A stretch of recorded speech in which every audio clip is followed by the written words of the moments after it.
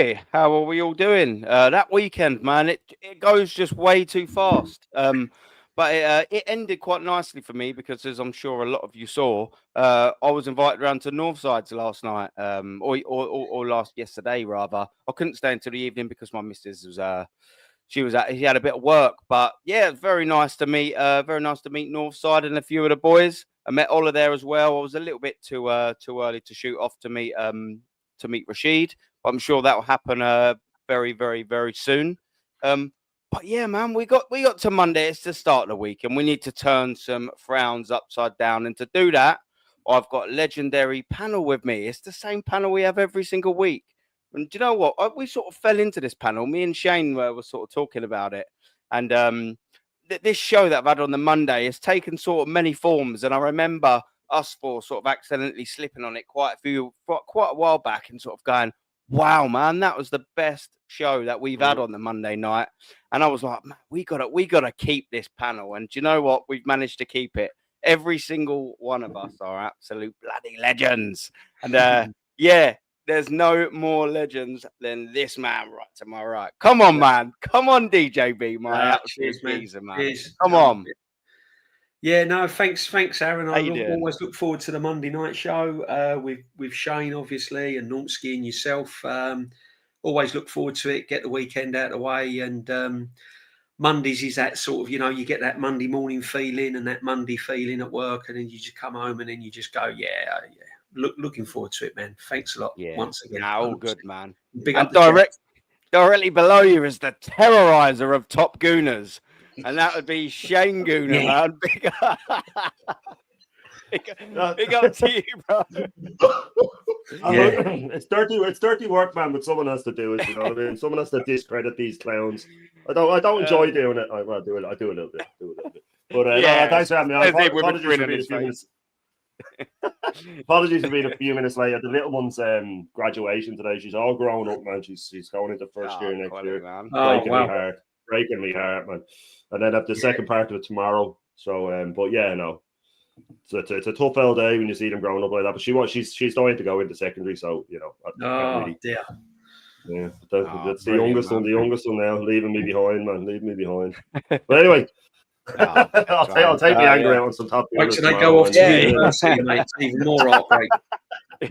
I'm telling you, man. I'm telling you. Wait till 10:30. There'll be Top Gooners quaking in their boots, mate. The Top Gooners are quaking in their boots. Shane's got their number at 10:30 tomorrow for not a quarter. It's all fair and love and war, man. It's all fair and love and war. Listen, we're gonna enter the matrix now, and to do that, you've got the oracle, mate. You've got the one, and that is Normski TV. How are you doing, bro? Yeah, man. Big up to the chat. Big up to the panel. DJB, obviously Aaron, and the damn buster Shane Gouda. Yeah, I supply the ammunition, and he goes in. I'm loving it, mate. I'm loving it. Pleasure to be on the show yet again. Come on, another Monday. And yeah, as you can see behind me, I just say, my moods depends on what's behind me. And today I'm just kind of monitoring the situation, like Arsenal do, just monitoring targets, you know what I mean? So behind me, you could look at it as a heart monitor. You could just look at it as us monitoring the situation. We'll see what I go on, you know what I mean? But right now, I don't know what's happening with Arsenal right now. I mean, well, be flatlining more than anything, wouldn't it, Norms? I want to see Zubimendi, you know what I mean? When is he going to be shown? And now I'm hearing that Norgard is going to be replacing Partey. I mean, I don't get it. I mean, Norgard is 31 years old. What are we talking about here? It's a main man. Well, I mean, why not? Why not sort of have a little start on them? Just before I do start, actually, let me big up some people in the chat. We got COYG in the building. Big up to you, man. Vigilante in the building as well. What a geezer. We've also got in the building. We got a bit of us. The Assembled man. What a geezer. Big up to you, my brother Dazza. How are you doing, my bro? We got Danny Reacts. Cheers for stopping by. Mr. Waffle, man. Come on, geezer. Come on, Mr. Waffle, bro. Come on. KLS. Big up to you, my friend. And Dazza's saying big up to everyone that's tuned in. Like and subscribe. I've already pinned all of these three guys' chat sub thing in the chat. So make sure you go and sub. Come on, man. Wahahaha has also decided to stop by. Dad here, Dora the Ignorer. He's decided to say hello. How you doing, Dad? Yeah, still not answering your phone. Hello, son. He's saying, it's true you're selling Tom Daly's diving partner, Martinelli. Yeah. I mean, I'd like to hope so. We'll get into Mr. Martinelli. We got Static in the building. Come on, man. Big up to you. We've got our sweetheart, Mama Flossie. Number one, first subscriber. She was my first subscriber. She was my first member. She was my first mod. She was my first absolutely everything. So when it comes to support for this channel, it doesn't. Miss Donna Potts was my first subscriber. Was it? Yeah, man, that's cool. Well, we got a sweetheart mama's mom. Yeah, man, come on. We got Aces, a bit of DG. And we got Darren Martin in the building. El Mutante, big up to you, my friend. We got Prome in the building. Big up to you, brother. Big up to you, man. Come on, the Iceman is sliding everywhere, isn't he, man? Do you know what I mean? He's sliding into everyone's show with support. Big up, Prome. Big up to the Iceman. Right, and do you know what? This is what I wanted to start with yeah. This was 2 years ago, right? On the opening, I chatted to you on the phone yesterday. Did you? Oh, shit. Oh, all right. Well, there we go. I didn't remember that, Dad. Sod knows. You sure it was yesterday? I think one of our brains or both of our brains is frazzled. Anyways, yeah. This was 2 years ago, yeah. So this is the opening day of the Premier League. We won 2-1, albeit very, very, very nervy at the end. But that's not why I'm bringing it up. I'm bringing it up because what's changed? And that's what I wanted to sort of get about. You know, I know the goalkeeper's changed. Meh. But have a little look at the squad here. We had Timber, obviously. Yeah, he goes off injured, doesn't he? 50 minutes because Arteta, for some reason, brought him out. And yes, he got his long-term injury. But look at this. So Tomiyasu came on for him. Who? Tomiyasu. Gabriel eventually comes on the pitch. So we've got all our players there. Of course, he starts Thomas Partey at right back. I mean, why would you have Gabriel and Tomiyasu that's fit on the bench when you could have Tomiyasu at right back? Isn't it? Well, I mean, I don't know. You know, you've even got your own man, Kivior, there as well, that could have played left back. So you could have put Timber right back. But that's not why we're saying this either. Then you got Havertz. Look, he has to play midfield. Of course he does. He had to play Rice. That's why he's playing 100, mate. We got Odegaard in there. We got Saka and Martinelli in there. We know Eddie and Ketty have swapped over now. Do you know what I mean? What's really changed? Look at the bench. We got Emil Smith-Rowe there. We got Trossard there. We got Jorginho, Fabio Vieira, Reece Nelson's there. You know, what has actually changed? This was 2 years ago. Also, this was 3 windows ago. Because let's not forget, this we had a window. Last summer, we had a window. And this year, we've had a window. That is 9 months worth of transfer windows. And what the hell has changed at this football club? And we're going to start with DJB as well, man. When you look at it, what has been the bloody difference in 3 summer transfer windows, my friend? Not a lot, really, in quality. I mean, you got Tomiyasu was fit, but did he actually add more quality? He's still around now, but we're paying him, $100,000 a week for 6 minutes of football.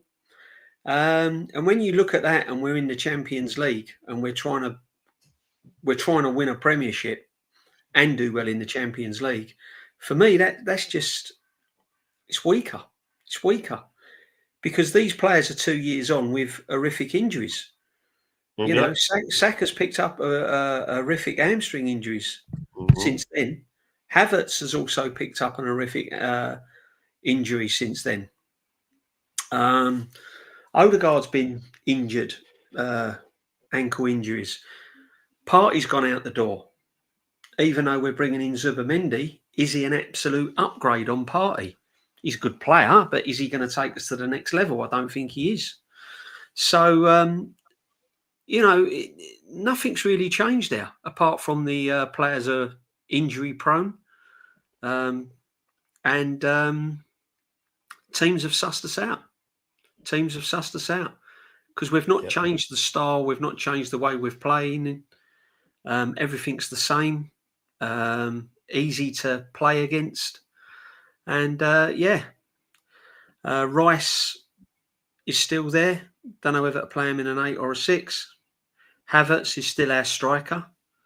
People are saying, but we're going to get a number 9. Are we? We haven't had a striker now for 3 seasons. Jesus not available now till January. Trossard is doing what Trossard does, coming off the bench. Ramsdale, okay. Raya, probably an upgrade on Ramsdale. Some might say he's not, but he's an upgrade on Ramsdale. And Ben White. Ben White and Timber doing what Ben White and Timber do now. The only difference is Timber starts and Ben White's the backup. But Ben White's carrying an injury. So that team there 2 years on is worse.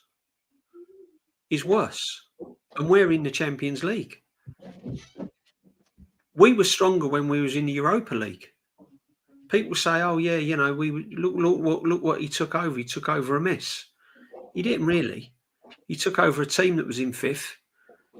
He took over a Aubameyang that was absolutely balling and banging out. We had a proper striker then, which we haven't got a proper striker now. Lacazette was doing madness. You had the likes of Guendouzi and people like that. Defensively, we're probably stronger. I'll give him that. But in the attacking third, we're no better off. We're no better off. And I do believe that back then, when we was in fifth, a couple of tweaks here and there, and we'd have solved the problem. But then further down the line, we don't need a couple of tweaks now. We need major surgery. We need major surgery on players that we are trying to get with now a wage structure in place. Because the wages of years ago and the neglect of Edu and Partey has brought this situation that we're in now. We can't go. We have to watch who we sign because they've run amok years ago. So now we're having to rein it in. And it's no better, my friend. It's no better. And we're going into next season with the same lineup or very similar of what we were there. And the only difference, another major difference as well, is that we're going in against teams that have strengthened. We're going in against teams that have done good business. Liverpool, Manchester City, Man United have signed players. Newcastle are stronger. So 2 years down the line, all these teams are stronger and we've stayed still with injuries. And this is the worrying thing, my friend. This is the worrying thing.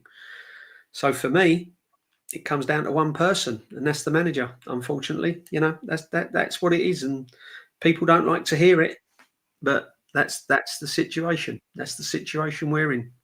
This is his team now. His team. Yeah, mate. Facts. It's madness, isn't it, boys? Like for everyone in the chat as well. Big up to everyone in the chat still.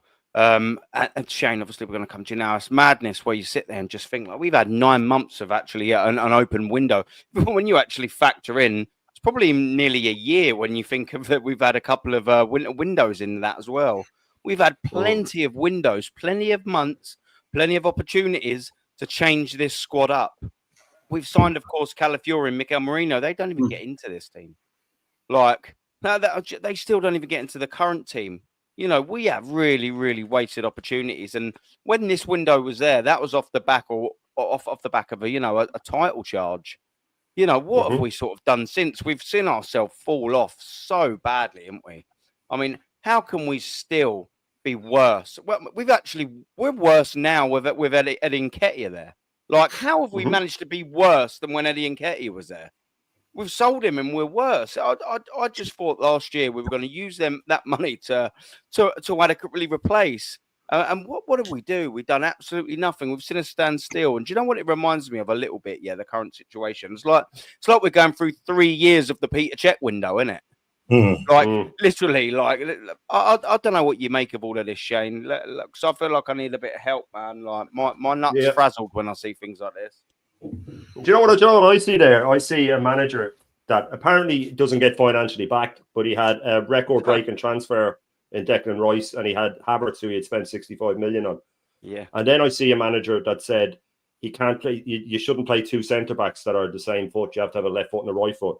But because he had signed Rice and he wanted to keep Partey on, he pushed Partey to right back, dropped Gabriel, played 2 right-footed centre backs, and played a right-footed left back. This is the manager we're dealing with. Played an unfit left back as well. Just wanted to throw him straight in the team. snapped his ACL. Strength and depth were weaker now, much weaker. You know, Smith Rowe had a ceiling, never going to reach it under him. Facts. You know, Nelson has his moments, but he's never going to be world class. But everybody seems to think you have to have 22 world class players. You don't. You have to have players that are backup that can have that can come on ever so often, do things. They can play in the cups. They can come on with 30 minutes left. It doesn't have to be a like for like all the time. But you look at that formation and you just go, you arrogant prick, that you had to move everything around just to get in your new toys. You didn't make them earn their place. When most teams sign a new player, when City signed Grealish, he didn't start the first few games. He came off the bench here and there. Like most teams edge the signings in because you know, you have players that have done well for you. He had to find a way to fit them all in, and we saw what happened. Havertz was in midfield. The first 4 or 5 games that season, he was diabolical. Like me and my missus were watching it, and she started to feel sorry for him. And I said, he needs to take him out of the firing line. And he did. I remember then we had to wait weeks and weeks and weeks. And then he finally took that penalty against Brentford to make it 4-0. Remember? And they all started singing. And I said, no, that's what he needs. He needs to go stay on the bench, take him out of the firing line, start winning a few games. But of course, he just kept leaving him in the firing line like he did with Odegaard this season. Dropping Gabriel. Yes, there was Saudi teams sniffing around, but that doesn't mean he wanted to go. That was the way the top gooners painted it. Gabriel wanted to go. No, he didn't. He dropped them so he could fit in his new toys. That's all it was. He dropped them so he could fit in his new toys. And I look at that team and I go, I knew after that game that we were done for. I knew it. I knew by the way we had started. I knew that why are we playing so defensive. And then as the next few games went on, I remember the 3-1 against United, we should have lost at home. Garnacho scored. It was offside. It was given offside. It was literally a millimetre. It would have put us out 2-1. And then Rice nicks it and Jesus scores then when they're all pushing forward and it papers over the cracks. Then we had the City game, the 1-0. And that was diabolical as well, you know. And I could see it then, and I could see why is he playing so defensive. But when you look at that squad, it's better than we have now. And this guy's an idiot. Like, he's just an idiot. He's excluded players. And DJB made a great point. 3 or 4 of those players, the market value on them's halved because they're so injured. They're so ruined by injuries. Gabriel has had a grade 3. Havertz has had a grade 3. Saka's had a grade 3. You know what I mean? I got into this with the other lad, the Jerry Springer prop the other night when I said that Gabriel won't be fit for the start of the season. He said, oh, he said himself he's fit. I said, there's a difference between being fit and being match fit. He can't just start the first game and be back to where he is. He hasn't played since last season. Facts. He hasn't played since his injury. Gabriel can't just start and be back to his best. Saka won't be back to his best. England sent him home. We are in much, much worse condition than we were last season. So when I tell people that we're going to finish, lucky to finish 5th, I mean it. I fully mean it. And the thing is, if we start to lose our first 3 and he gets sacked, I'll change my mind. Then I think we can get in the top 4 with a different manager. But when I say that we'll be lucky to finish 5th is if he's still in charge on the last game of the season. And you know, people agree with me. Lee said it will be a battle for top 4. I think it'd be silly to think it's anything else. I think it'd be silly to think it's anything else next season. They don't seem to realise that, like, we staggered over the line. I've said this before, but we staggered over the line at the end of the season. If we had gone on 2 or 3 more games, Chelsea and Newcastle would have passed us. They would have easily passed us. They were hitting form. We were staggering over the line. And this will be a continuation of that. The injuries are still there. The unhappy players are still there. Saliba doesn't want to be here. It's clear to anybody if you look at him, he doesn't want to be here. Oh, but let his contract run down. It's let him go for free in 2 years. I mean, that's the advice you're getting off these people. But I look at that team, and I'll finish on this. It's stronger. That squad is stronger than what we have now, and that's not saying much, by the way, because that squad's that's not a league-winning squad. If anyone saw that at the start of that season and thought we were winning the league, they're in cuckoo land, as Dean would say. Yeah. If you look at that team and think that we're going to win the league, you're delusional because it's in bits. And that's without, as DJB said, all of those long-term injuries. Odegaard's injury as well, let's not forget. Rice has back trouble, broken toe. It's just endless amount of problems with this team. And it's all down to the manager. Every last bit that's wrong with this club comes down to the manager. And, you know, it's the people that follow him and the people that lower our standards that are keeping us where we are, because it's only going to get worse. But we'll see next season. I just can't see it. People are talking about, I'm sure we'll get into all those transfer rumours, but I don't believe any of them. Not any of them until I see him in shirt. But That's the rot had already started there. It had already started. Yeah. Well, I mean, in typical Arsenal fashion, obviously we had to totally write off June to July, and do you know what I mean? That whole month, I should sort of say. We've had to write off that whole month, which leaves us only a full month of July to actually do business before the league starts. It leaves us less than a month, or less than half of a month actually, to get players in before we do our pre-season. Classic Arsenal, ain't it? Classic Arsenal norms. Before I do sort of ever so slightly move on from this, ever so slightly, because I've got another sort of thing coming up next. I think you'll enjoy quite much, Norms. What do you make of this, Bud? Yeah, no, I'm just looking at it, and just to back up what DJB and Shane is saying, this is absolutely a much stronger side. Even though I look at this and think this side couldn't win a title, it just smacks of mediocrity, and we've just gone down this road where we've just got worse. And we had much more of an attacking side here. I mean, in terms of options off the bench, Smith Rowe, Vieira, Nelson. Now we've got rid of them, and he decides that he wants to go ultra defensive. That's why when he looked at his bench, he had about 300 million left backs. Yeah, because that was the situation that we were facing last season. He gets rid of Smith Rowe, he gets rid of Eddie Nketiah, and he brings in two defensive players in Calafiori and Moreno. And we know what happens. Runs these guys into the ground. He has to find out a solution. And what does he do? He plays IT solution up front. Yeah. And that is what it is. This is what we're faced with. And you look at that. And I mean, I'm just looking, and I remember the first game of the season. And I was thinking, what's Gabriel doing on the bench? And what's Partey doing at right back? What is this man on? Only for it to transpire that, obviously, because Gabriel was being looked at by the Saudi league, I mean, he's taken out on him and said, well, you're going to sit on the bench. And because you're going to sit on the bench, I'm now going to need to rearrange the side so that to accommodate now Ben White, who played at right back pretty much the season before and the season before that.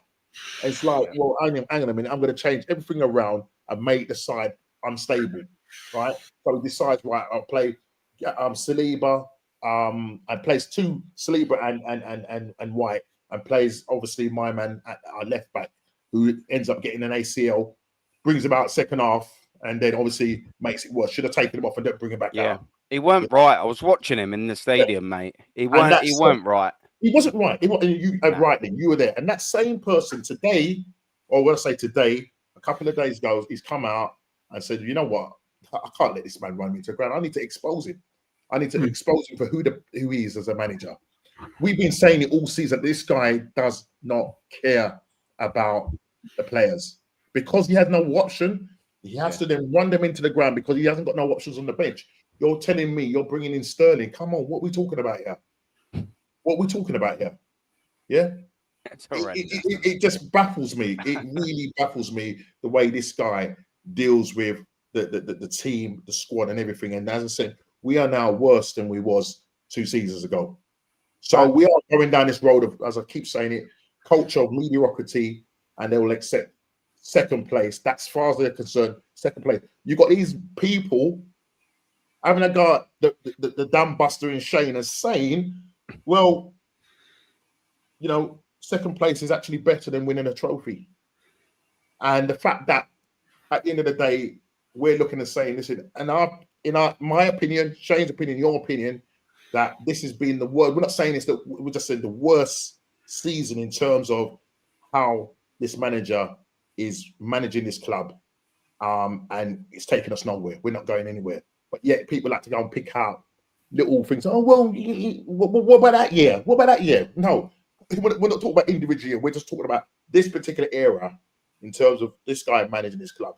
That's why we keep hearing the rubbish of people that are saying, these top gooners saying, oh, he took us from 8th place. No, you put us in 8th place. Yeah. 2 seasons in a row. Yeah. Yeah. So let's people say that? Yeah, I don't know why they say it. I don't know why they say it. They must really forget what they want to see, innit? I think and they then just top see what four, they've got to hold on to. Yeah. That's all they've got to hold on to. That's what it is. It's copism. It's copism. It's a bare-faced lie, though. They're just hoping that this manager will come good. 6 years in, 6 years again, we're sitting here twiddling our thumb, not knowing who we're getting. Are we getting Sesko? We're getting Gokares. Right, Zubimendi's come in, whatever. But I'm hearing that you're going to replace Partey with Norgard, 31-year-old Norgard. Unbelievable. I'm laugh. Mediocrity. That's what this club is actually gone. Mediocrity is, and that's the worst place to be. That's the worst place to be because you'll accept anything. Yeah, no, it's fact. But you know what? I do have a bit of breaking news. And Normski is my 50% partner in this. So actually, me and Normski have some breaking news. Yeah, and I'm not gonna just thingy over it. I'm not gonna gloss over it. Arsenal will indeed make 5 new signings on June the 1st. Yeah, they will. 5 new signings. It's called Internal Solutions, and here they are. Arsenal's 5 new signings. Don't worry, everyone. Don't worry, everyone. Will give Gabriel Jesus. He's versatile. He can play up front. He can play on the wing. And when he comes back from injury, he will be like a new signing. Yeah, like a new signing. Yeah. We've also got Tomiyasu, right near the first aid box there. He will be coming back as the versatile defender that we've needed 4 years ago since we signed him. But as well, there's more. Do you know we needed that backup winger to Saka? Don't worry about it because we've got Reece Nelson coming back. That's signing number 3 of the summer. Remember when we're all like, yeah, do you know what? Odegaard needs challenging. Who else but Vieira? He's coming back. There we go. He can also play on the right wing as well. Now we're stocked at the right wing. Now we are stocked at right wings. We probably might even need to sell Saka to accommodate someone. Do you know what I mean? And then, of course, don't forget, when I said this a little while ago, I really, really, really thought Lokonga was coming in to replace Jorginho. But we've got our Thomas Partey replacement here, haven't we, in Lokonga? Internal Solutions Limited. Me and Normski, co-founders. This is it. 5 new signings. Don't forget to add Zubamendi on the end of that as well. There's 6 signings right there. That's 6 signings right there.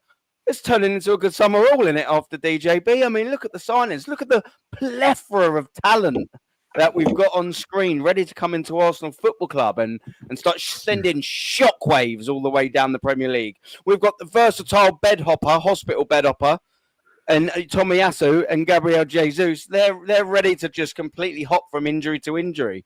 They're ready. They're raring to go. And the Premier League don't know what's going to hit them next year with this lot, do they? Do you know what? I've been losing sleep. I've not been able to get a sleep, worried about the season. And now you've cured it, Aaron. You're looking welcome. At that, I can rest easy now, Norms. Yeah, I got no worries. What am I worried about? What have I been worried about? See, this is the neglect that this club has brought on. The reason why we're in this situation is because of the signings made by this manager and Edu. Let's not forget Edu in all of this, okay? Yeah, it was Pinky and Perky, Donald Duck, Mickey Mouse in charge. Yeah, the glorified car boot salesman and the apprentice, right? They were in charge of one of the biggest clubs in Europe, signing men like Fabio Vieira, signing Tomiyasu, giving Reece Nelson 4-year contract, by the way, not 1 or 2. 4-year contracts, Reece Nelson, but we can't give Thomas Partey an extended 1 year. Make it make sense, right? So these are the people, guys, that you are now what you're reaping now. We can't go and get Sesko because of his wage demands because we've wasted the money in the first place. So if you look at all these players' wages, 250, 120 grand a year, 100 grand a year, blah, blah, blah, blah, blah, blah. This is the reason now we can't go and sign quality because we're tied in. We're tied in with contracts and wages. So the Berta's come in now and he's gone, no. We can't carry on with this madness. I've got to set a wage cap. This is what I've got to do. I've got to put an end to all this. You know? And this is the situation we're in now. Our hands are tied. We need players out the door. Fabio Vieira's got to go. Jesus has got to go. Nelson's got to go. Tomiyasu's got to go. Martinelli's got to be sold. Trossard's probably got to be sold. We need players out the door to get players in to balance the books. And take away our league position, our runners-up, where we're finishing runners-up, Take away what you think of the manager, how good he is, how bad he is, how, you know. Look at the back room, look at the internal problems that we have. These are not solutions. These are Mikel's disaster signings. These are not going to take you to the next level. We've got Tommy Asu, 6 minutes of football. We've got Reece Nelson, can't even get into a Crystal Palace, can't even get into a Fulham team. 100k a week. 100k a week. You've got Gabriel Jesus, 4 knee surgeries. Can't hit a barn door. That's why City got rid of him. Fabio Vieira was about as lightweight as a paper bag blowing around in the wind. Yeah. Do you know what I mean? And here we are. Here we are now struggling to get set, pulling out of deals for Sesko, who, by the way, we sacrificed signing Ivan Toney, Osimhen on loan, going for Alvarez when he was up for sale from Man City. We sacrificed all these strikers because this manager had his heart set on Sesko, and a year on, we can't afford him anyway because the wage structure, because he's demanding too much wages. So here we are. We still haven't got a number 9, and we've got players like this still at the club. And then on top of that, we've got Calafiori, signed as a centre-half, plays at left-back, who's no good. You've got Marino, no good in midfield, so we put him up front as a number 9. We've got Havertz, 65 million a year, 280 grand a week, fouled midfielder that we're playing as a striker. And then we've got Lewis Skelly, who this manager did not discover. He was there by default, and he would still be in the academy or make him bench if we hadn't have had injuries. Arteta didn't discover Skelly. Skelly was thrown in by default. That's how he comes across all the players. Yeah. These internal solutions are not going to work. They're absolute madness. These players shouldn't be anywhere near this football club. Shouldn't have been signed in the first place. By the way, we got Fabio Vieira when we could have got Vitinha. Vitinha. Mate. Have a look at Vitinha, and we've got Fabio Vieira. Same price as well. And it just goes on. It just goes on and on and on and on. And now we've got fans surprised that we can't. What do you mean? We can't get Sesko. We've got loads of money. No, that's all a myth. That's all a myth. Yeah. Oh, it's the owner's fault. It's the owner's fault. No, it's not. It's the owner's fault now because they're having to rein it in. The owners have actually have woke up and smelt the coffee. They've gone to Berta. Hang on a minute. How much does Sesko want? 300 grand a week? But the problem is Havertz has raised the bar. Why would Sesko come to Arsenal and be on less money than a midfielder playing as a striker? Why would he come? He's an out-and-out striker. He's not going to come. He's going to say, I want what he's earning. Yeah, but that's Havertz. You can't have 280 grand a week. Why can't I? He's a midfield player playing as a striker. I'm an actual striker, and you want me to earn less money than him? Yep. And we called this as well, by the way. Yeah. Are you mad? So come on. This is the problem. And Gorkarez will wake up and smell the coffee. Yep. When we offer him, I don't know, 150k a week, he's going to turn around and go, 150k a week? Have you seen how many goals I've scored? Yeah. You got Havertz on 9 goals a season, and you want me on less money than him? Fucking hell, it's such a mess. And you want me on less money than this guy? It's a benchmark set, isn't it? You know what I mean? That's me going into a builder's yard as a plumber and demanding more money than a bricklayer. Make it make sense. Yeah. Take away. Get your blinkers off, fans. Get your blinkers off, Top Gooners. Forget about what you see on a football pitch. Forget about league position. Forget about Champions League and look at the facts.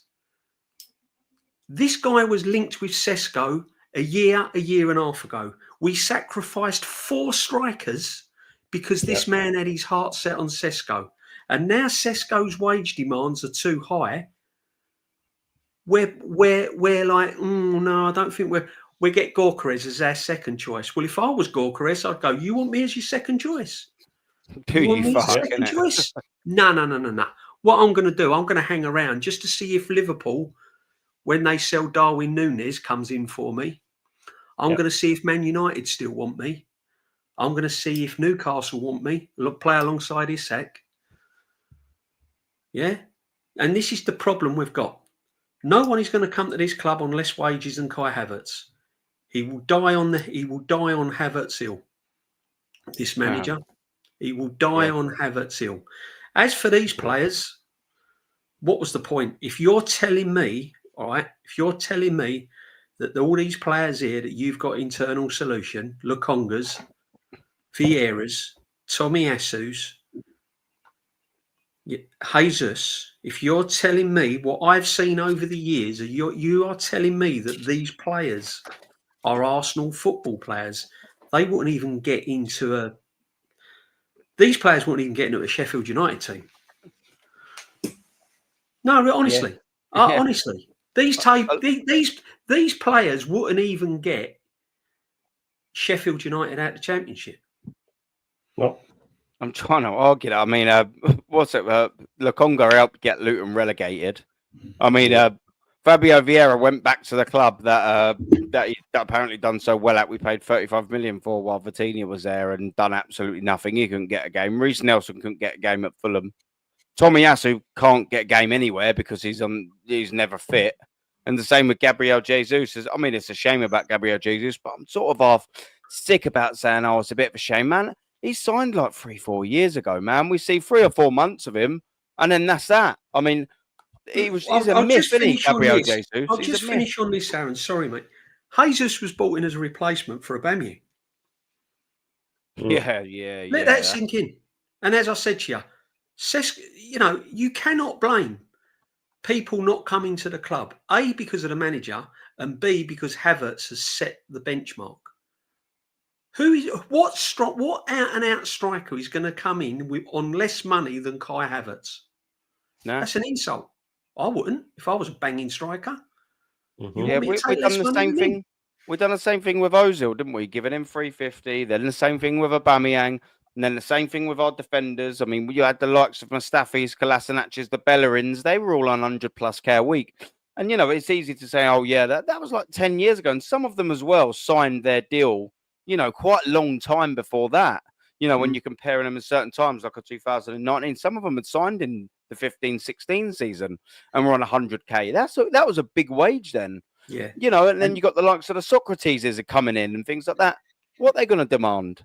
They're not going to demand 50 grand a week. I don't know how Timbers came in at that, to be fair. Yeah. And the problem is, Aaron, I was looking the other day, and I know Shane and Norsky want to come in, and I'll promise you I'll finish on this. If you look at the players we've actually sold in the last, 5, 6, 7 years, I think our top sale has been Iwobi, 35 million. Yeah, and that was Emery. And that was Emery. Yeah. Yep. Yeah. 35 million. Liverpool have equalled that with Quansah. Yeah, exactly. Liverpool have equalled that with Quansah. So we're not even damaged. They're all damaged goods, DJB. They're all damaged goods. All these players are damaged goods. They're all damaged goods, Shane. And we're not all out of form. Exactly, my friend. And we're not even getting the money in. And this is what's going to happen. People are going to start blaming Berta. Berta was not at the club when all these players were signed. Berta was not at the club putting Havertz on 280 grand a week. Yeah. Berta's at the club now to sort the mess out. Yeah, and it'll take time, a lot of time. And the only thing I blame the owners for is for giving this manager another year in charge. That is, I'll finish on that because that really winds me up about the owners. Not how much he's been given and the backing he's had, is the fact that they're still keeping him in a job. That's my biggest crux with the owners. Yeah, no, facts. Just quickly before Shane jumps in, I just want to say big up to Suge, our brother from down under. Smash that like button, people, and as well with these legendary panels there. Links are. Sorry, Aaron, I will be listening, but man. Yeah. Yeah, you crack on, D. Yeah, Shane, man, go on. I'll let you jump in now. I just wanted to say a big up the Stooge, man. Absolute legend. Absolute legend. All these channels grow because of people like Stooge and Quaja and all those legends and Joseph and stuff that are in the building. But yeah, we'll talk about some of the stuff DJB said. Well, what flabbergasts me is the top gooners were going ballistic today, excited, dancing around. It's Gyökeres now. It's Gyökeres. These are the people that were big on Obsesco for the last 3 weeks, by the way. And they're backtracking now. Right? They're backtracking now. But if they think, and DJB touched on this, if they think that Gyökeres is going to ask for less wages than Sesko, they're out of their mind. So if we can't get Sesko because of wage demands, what on earth makes them think that we can get Gyökeres? That it won't be the same hold-up. And as DJB pointed out, they'll blame Bertha, they'll blame the board. It's nothing to do with that. It's to do with these players that you see in front of you and many, many, many more. Many more. Over 500,000 a week is paid in wages today. Just those five there. Nearly 600 grand, I think. 500 to be precise, Shane, because I tried to do the books with Aaron when we tried to sign these guys. We were trying to get the wage structure down, but they wouldn't have it. They said we need to get our money, and actually between the five of them, 560,000 a week. That's what we're paying them, guys. To be precise. Over 500,000 a week. Over £500,000 a week on these guys. One of them won't be out. Will be out till after Christmas. Jesus, Tommy Asu will never come back. Let's get that right. He will never come back. Reece Nelson's had a load of hamstrings this season as well. Yeah, Fabio Vieira again, lightweight. You know what I mean? He gets kicked around. Sambi Lokonga, I think he had 6 hamstrings while he was away on loan, didn't he? I think he had 6 hamstring injuries. I mean, this is what we're paying him. And every one of them, Nelson came through the U team, but the other 4 were clearly signings that Arteta insisted on. That he insisted on, because there's no way your scouts go to Porto, see Vitinha play, and don't say you have to have a look at this guy. There's no way, or else they should be fired. These are ones he insisted on. Jesus is clearly one he insisted on. He said it himself. I got him and Zinchenko in to bring that winning mentality. Well, they hardly ever started for City, so just because they were in and around the dressing room, it doesn't mean they have winning mentality, by the way. Yeah. Sambi Lokonga was clearly an Arteta signing. Tommy Asu was clearly an Arteta signing. He has insisted on these guys. He insisted on Havertz when Edu wanted Kudus. He insisted on Odegaard when Edu wanted Maddison. I'm not saying Maddison's a baller or anything like that, but he's better than fucking Odegaard. But he's also made it last. He would have been injured. But these fans now will jump on the board and they'll jump on Bertha and they'll say they're being skinflints. They're not paying this. I thought we had money. Why aren't they giving the money? When you point stuff out like this to them, they go, la, la, la, la, la, la, la, la, la. They don't want to hear. Because when I was trying to explain to Igal and he was shouting over me, how can this be the worst? And I say, God, you never think about what's down the line. You never think about the wage bill. You never think about unhappy players. You just think about the fact that we beat Madrid. I said, real fans know everything about the club. We know all the stuff that's going on. And we make an educated decision based on how intelligent we are, which he's not, by the way, and based on our past knowledge of football. We can see that the plane is going down and it's in a tailspin, man. We can see that. But he can't. And that's why they blame anything but the manager. They don't want to know about this. They don't want to know about this. They will gas up Fabio Vieira now. And then we'll loan him out and they'll badmouth him again. They'll gas up Sambi Lokonga and then he'll do shit. And they'll turn around and say, oh, yeah, you know, it's his injuries or whatever. You look at there's more players as well than this that we are bollocks with. You know, these are just the injury prone ones and the ones that are coming back from loan.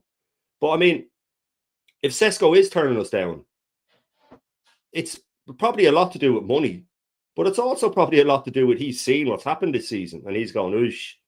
You know, maybe he had said to them last summer, yeah, 200 grand, I'll come. And now when they go for him again, they go, listen, I saw the amount of injuries, I saw how shit you were, I've seen this Timber interview, I've seen this, I've seen that. You can give me another 100 grand because I don't want to go there and just snap my hamstring. And like DJB said, and Aaron, we have called this all season, that if you're a self-respecting forward and you go to Arsenal, you go, and I do the impression every time I'm on the show where you go, what's that guy on? The guy falling around up front there. Oh, he's on 280. Well, I definitely want more than him.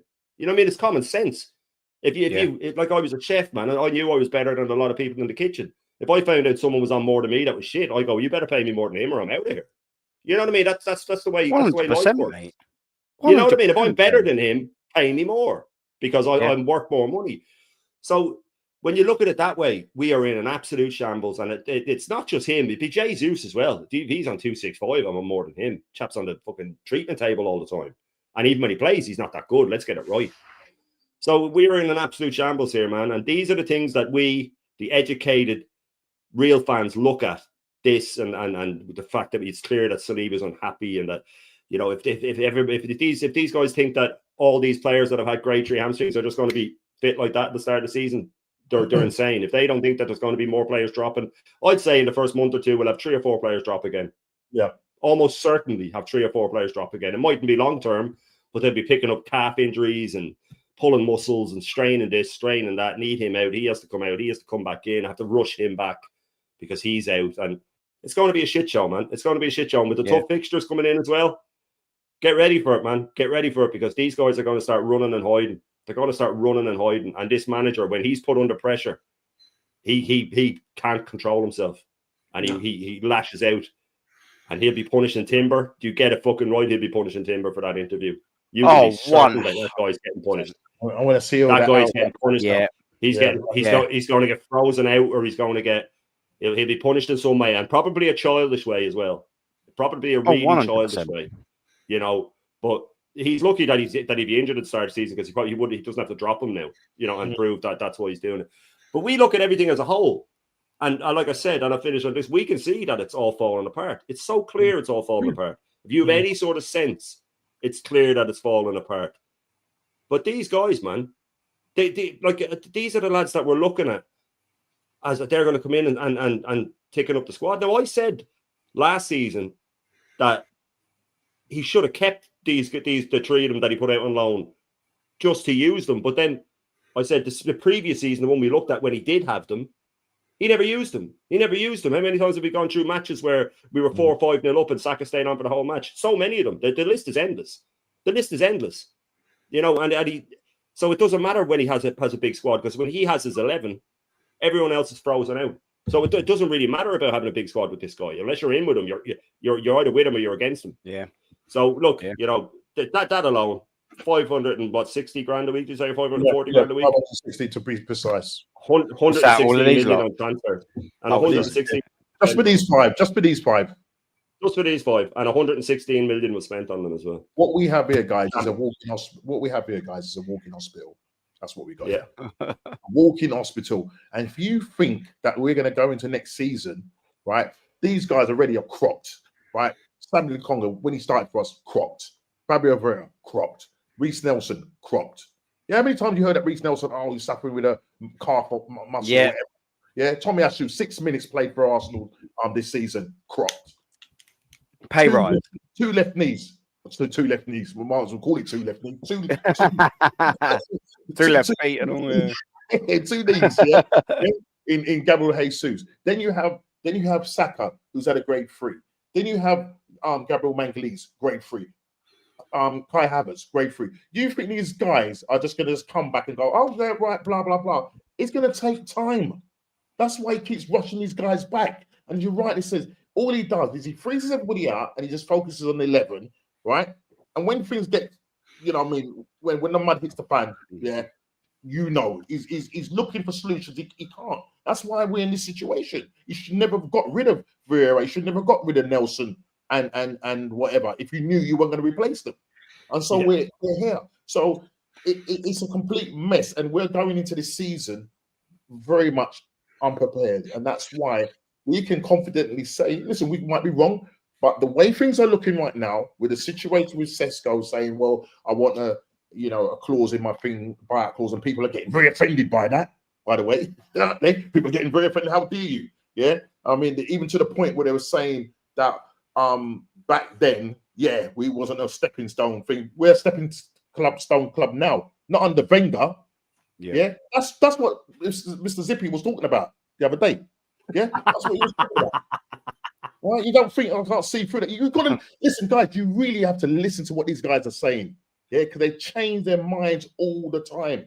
And so all that's going to happen, as you rightly said, our internal solution. I mean, we're not getting any commission for this. Me and Aaron are not getting no commission for this. Yeah, we're just saying these are what you got, guys. Work it out. Look, they might spend a lot of time on the treatment table, but look, you guys like wasting money, so what do we do? I mean, if you're happy to waste money, we're happy, but we're just not getting the right fees. You know, we do need our fees because we're agents. You know, I'm an agent. Yeah, that's it. And this is the way it goes, bro. Agent Smiths, mate, isn't it? Oh, mate, honestly, it's frustrating when you sort of like look at everything like that. And I may as well sort of I might as well plug it now. In the next couple of days, I'm going to be doing a little cheeky solo show, and it's going to involve why we can't offload this, and there's going to be plenty of comparisons from other clubs and everything like that in terms of player sales and things like that. So I'll get right in depth to that. I'm really looking forward to that. It will go off because I've been having a look at certain bits into it, and the comparisons I'll bring up. It's naughty, man. So that'll be coming out in the next couple of days. I'm nearly sort of finished a little bit of research on that. You know, usually I go quite in depth for them things, so there'll be some interesting takes on that. But yeah, do you know what? I wanted to get back into like the players that we've got to offload, the players that are still there. I mean, do you know what makes me laugh? Yeah.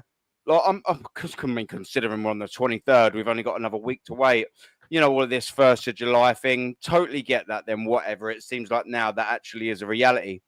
But why are we still not selling players? Why are we? What? This is what I don't really understand. We've got about, I mean, let's just assume. I know we can rule out Gabriel Jesus and Tommy Asu from this because they're just so ain't gonna be sold. But what about the 3 players? Assuming that they're not coming back to start, why is Reece Nelson not out already? Why is Fabio Vieira not linked with anyone? Why is Lukonga not linked with anyone? Why is Zinchenko? I mean, we've got loose links with Zinchenko, but why is it with all of these others that they're fringe players? They're everything. You know what I mean? They all just seem to go bye. We'll sell you. We'll get you out the door. You get a good fee. You get them off the wages. But I didn't realise Arsenal had to wait until the 1st of June to sell players or 1st of July to sell players. Maybe we're just slow in every single department and we just don't have a fucking clue what we're doing from top to bottom, do we, boys? No, it's frustrating, man. Yeah, what's happened is here, Aaron, is the reason why we can't sell players is a number of things. A, their wages that they're on. And B, they're only good enough to play for clubs lower down the table. No disrespects to them, but let's pick an example of a team. Who can we pick? Okay, let's go with West Ham. Okay, why would West Ham go and buy the likes of Fabio Vieira when they've got better players at the club than him? Why would the likes go and get West Ham or Everton and teams like this? Why would you go and buy the likes of Lukonga and players like this when they're not good enough and they're on crazy wages? This is it. They're not going to do it. So we can't get rid of them. We can't get rid of them because they're not good enough. We can't get rid of them because of their wages. Teams don't want them. They're not going to walk into a top team. Name me one of the top 6 teams that these players are going to go into and get a regular start. You could say that for the whole squad. First starting lineup. They'd even struggle to get into a Spurs team the way it sits at the moment. None of them would. Nope. So this is what I'm saying. So if we can't get rid of them and other teams don't want them, why has this manager gone out and bought them? Why has he bought them in the first place? Yeah, I'd have rather him not signed anyone. Yeah, than have dead wood. I'd rather no dead wood at the club and gone into the season, you know, squad bare and have to play players from the academy or the youth setup, rather than have players on $100,000 a week that are just sitting there and you can't move them. I mean, let's be honest. These are championship players at best. Yeah. Now, Reece Nelson might have had something about him if he was playing under a different manager. Yeah. 2 seasons under a different manager, you might have seen an half-decent Reece Nelson that would probably go into an Aston Villa team, something like that. All right? But this manager ain't improved him. That's why he's bombed him out. Same as Emil Smith-Rowe. And the problem is, what you showed there, internal solutions, if you was to forward that next season, you'd see Ethan Wanyeri in with that. Yeah. Because under this manager, He's another one that will fall off of a cliff. Ethan Nwaneri would be amongst those players under this manager. And he'd be another one that would be struggling to get out the door. Can I just quickly make a point to add to what you're going to say, and then you can run with it? Yeah, go on, mate. If he liked Kieran Tierney and played Kieran Tierney, Miles Lewis-Skelly would be nowhere near the team. He wouldn't have even made. That's what I said. That's what I said earlier on, my friend. That's what I said earlier on. Yeah. No. It's a fair comment, and I'm glad you brought it up because I was just going to say that we talk about Ethan Nwaneri and Skelly. He never discovered them. He never went and watched them at the academy and said, "Oh yeah, these are the players I want to bring forward. These are the players I want in my club." They were in the first team by default. They was in the first team because of injuries. Yeah. He hasn't discovered them. Everyone's gassing up Lewis Skelly, and rightly so. He's a brilliant young player and he's a brilliant prospect. England international, by the way. He's had a call up. He's had a cap. It's more than what a lot of players have had. But he's not a left back. He's not a left back. And he'll be found wanting. You'll see him give penalties away, free kicks on the edge of the box. You'll see him get caught out. And he'll be struggling because he's learning. And he's learning in a position that doesn't suit him. He's learning in his trade in a position he doesn't want to be in. So he's not going to improve. The only way he's going to improve is that you play him in his proper position. But this manager don't know how to do it. He doesn't know how to improve players. See, you can't get market opportunities under this manager and turn him into players and make a profit on them. This manager hasn't got the net. He hasn't got the capabilities of doing that. There's certain managers you can take. A player will go to and you can take a risk. So if Fabio Vieira was under Pep, or if Fabio Vieira was under a Klopp or a Conte or someone like that, he might be able to turn them into an half-decent profit. But when you've got bang average players coming to a rookie manager, there's only one place these players are going to go, and that's downwards. They're not going upwards. So we're not in a position to buy market opportunity players because we haven't got a manager to improve them. Yeah. And this is the problem. This is why we can't sell them, because they haven't improved. He hasn't turned Fabio Vieira into a great player. He don't know how to. He hasn't turned Nelson into a great player. That's why he bombs them out. That's why he loans them out. Yeah. He works with them for a little bit, and he sees that they can't cut the mustard, and then he looks at himself and he thinks, well, I can't improve them. Loan them. Get rid of them. Not my responsibility. Get rid of them. Yeah, done. Don't want to do it. Easy way out. Bin them. They're disposable to him. They're disposable to him. That's all they are, Shane. So what he does, this is what he does. So, and this is what I'm saying. If you had a decent manager at the football club, you can then look in the market. You can buy your quality and your world-class players, but you can also buy your market opportunities. You can buy your fringe players because you've got a good manager to bring them on and make a profit out of them. I mean, I'll give you an example. Joel Linton at Newcastle under Eddie Howe.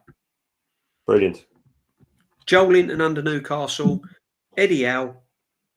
You'd probably get 40 million for him. Yep. For Joel Linton, I'd get a lot more than that. A lot more. Yeah, I'm just Brazil. No, Brazil international. He starts for Brazil now. 80. I'd say 80 million. 80 million. Okay. 80 million. One of the best midfielders in England at the moment. There you go. Yeah. You know what I mean? Failed striker. Joe Linton was. Can you imagine? Failed striker. Yeah. Can you imagine this guy under Arteta? That's what I was trying to say. So this guy under Arteta would probably only be worth like 30 million. But look at Isak. Look at Isak. Yeah. From Real Sociedad. Yeah. Again, under Eddie Howe. Yeah. He's now 100+ million. Yeah. We can go closer. Like, okay, we're linked with Norgard, right? And we're all like dissing Norgard, and he's not an upgrade. No, he's not. But look what Thomas Frank has turned Norgard into. Yes, fair play from that. But Ed's turning. Look what Thomas Frank turned Mbeumo into. Wissa. Yeah. Players like this.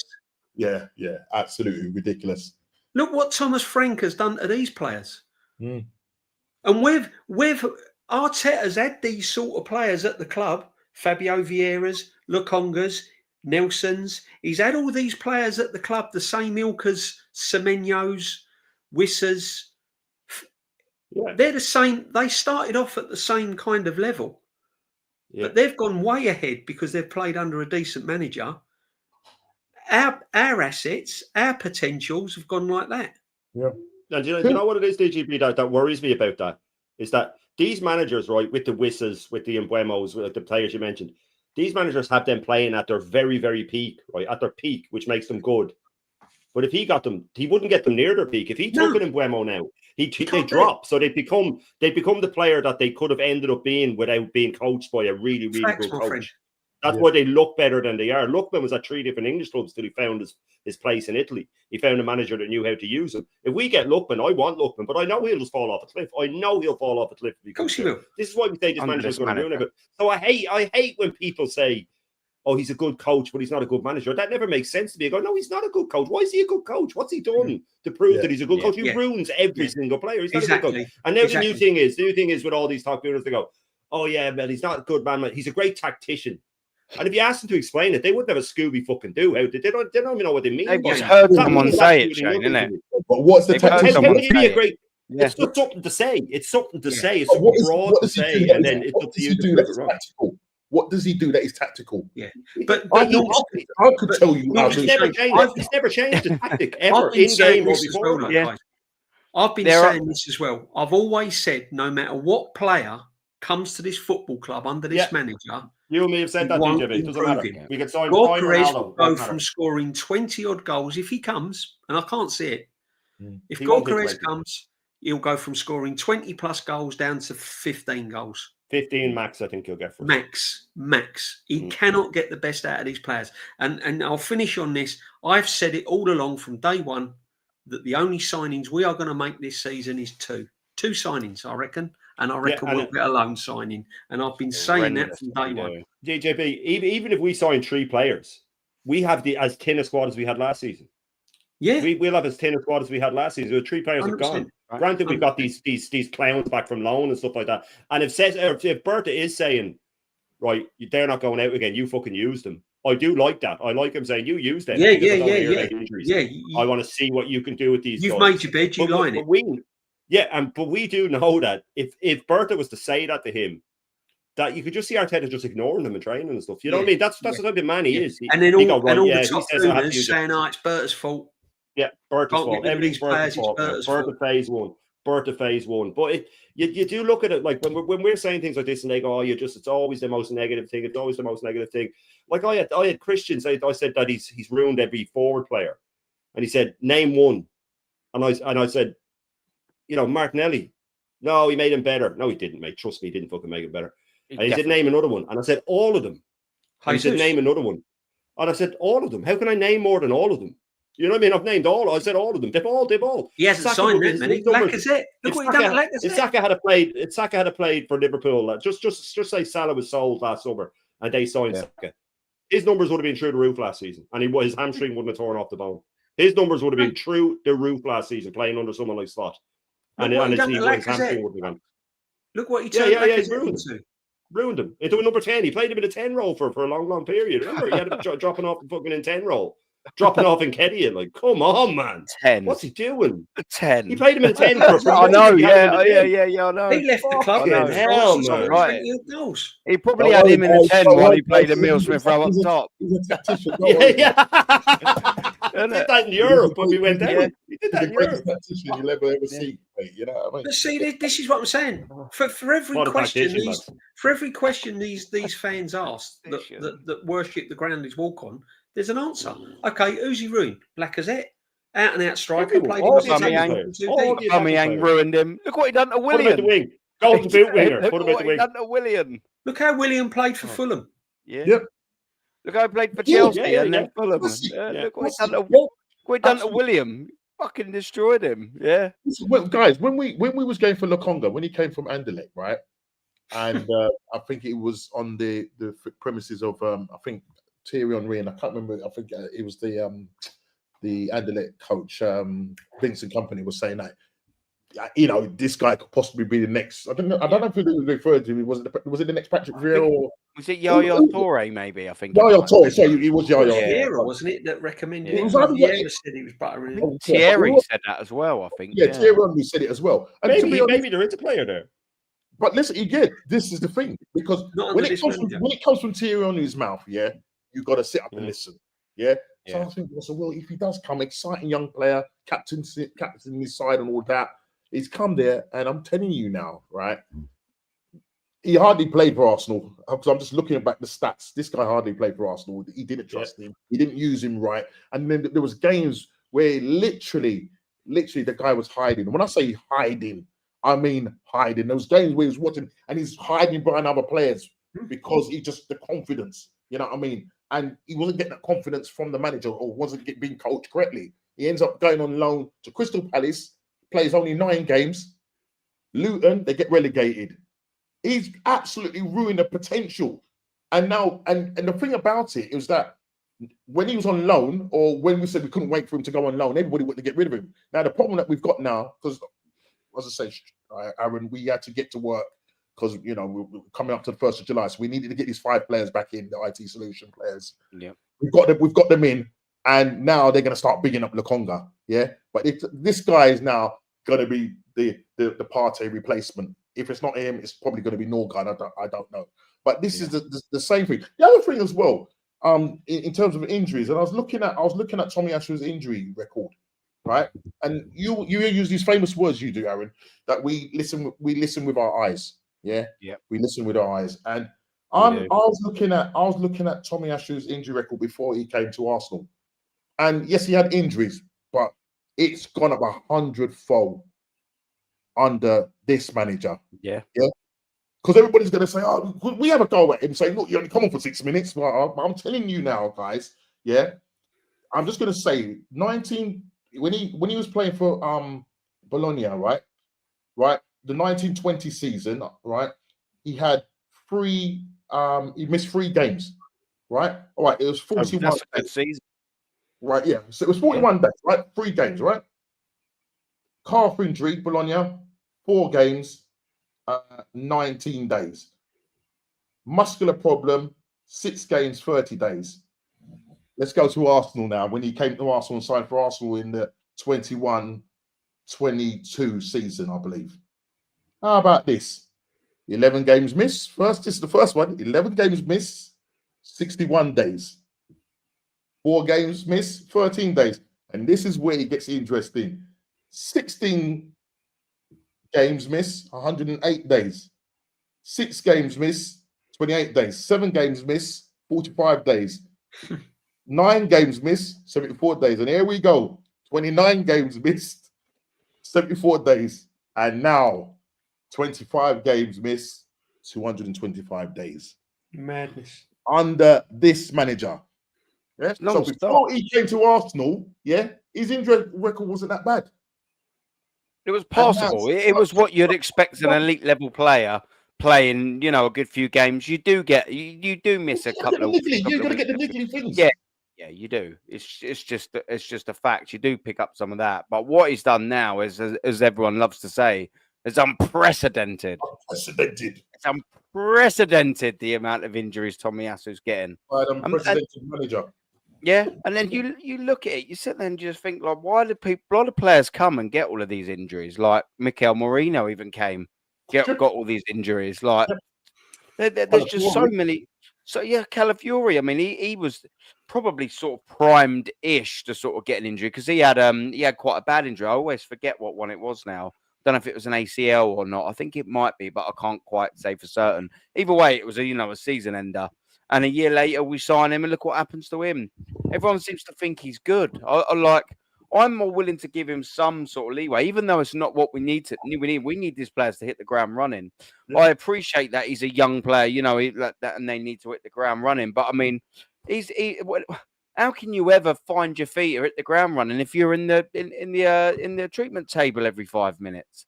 Do you know what I mean? It's just not been good enough. I wouldn't have signed him in the first place. He's like what do you call it? Like a Williams. He had a couple of good games on the Euros, and all of a sudden he's worth something. Yeah. And then it fizzles out in the league, but only anyone ever remembers them couple of good games.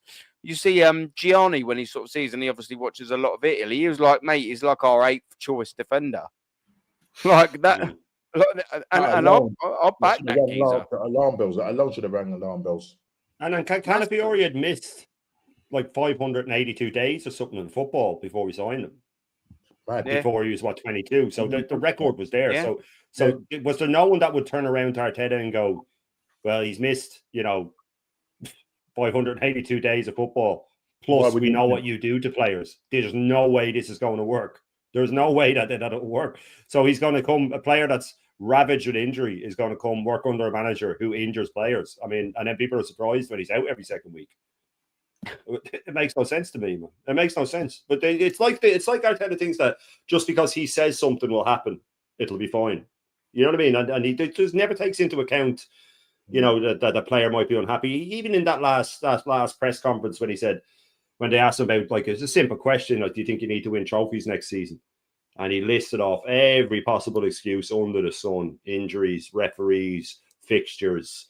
But then he said, and players might be in the dressing room, they might have problems in their personal life. And then he continued on. He didn't say, and then you have to deal with that. He just continued on because he'll just play them anyway. He'll play them anyway. We were saying it last season about Odegaard. He looked close to a breakdown, that guy. He looked close to a breakdown, like mentally. Play him again, play him again, play him again, play him again, play him again. There was players like, apparently Rosicky suffered with stuff like that, and then Wenger would pull him out and say he's injured sometimes when he wasn't, to let him go to sort himself out. Me and Lee were talking about it. The North London derby, the season we were going for the Champions League with Spurs when we got to the Champions League final, and we were away to Spurs, massive game, and Henry was in the red, and Wenger had to hold him back, physically hold him back, and say you're not starting. I can't risk you. You're in the red, and Henry was furious, and he ended up having to bring him on because we had 1-0 down, and Henry scored that brilliant flick with the outside of his foot, took a touch and flicked with the outside, and he fucking gave it all of this running back. But Wenger risked, and let's get it right. Wenger was under pressure then, so he risked his reputation to keep his player safe, to keep his player fit. That is the difference, and that's why Henry still calls him boss. That's why Ian Wright calls him boss. That's why they still talk on the phone, because he cares about his players, man. And he said, I'll take all the hit for this. I'll take all of the hit. You cannot risk your health. You want to play in this Champions League final. That's how it should be. That is the difference. When these players leave, right, and you talk to them about their time with Arsenal and all that, they ain't going to refer to Arteta as the boss, or they're not going to look. When you're playing under Wenger, there's a level of respect, and for me, Arteta just rules with a iron rod. That's what he does. Yeah, I'm sure these guys sitting there, they hate him. They're probably, They do now. They definitely do now. I'm sort of. The fact that Tim was saying what he's saying does. I'm sorry. So I just want to jump this in from Suj. Sorry, Suj. I didn't actually realise you'd sent that in there, bud. So I totally missed it. So hands up, it's been sat there for 20 minutes. I do apologise. I didn't even realise you sent it. Suj, just saying. I heard people defend 29 and one of his, and I love it when he goes on one. Yeah, because he's a German international. Let's call a spade. I have a beard, but I'm still bald. Trash is still trash. I'm with you, Suj. I'm with you. With you, Suj. Big up, my friend. Yeah. I mean, I'm still okay for the meantime. Do you know what I mean? I'm still okay for the meantime, but I'm not there yet. Hopefully I hold on to it. I'm not too bad. I've got a couple of little greys sneaking through as well. That'll get me. That'll get me soon. Yeah, as soon as I see one in there, I was like, I'm staying quiet. You notice I ain't saying nothing. You notice I'm not saying nothing here.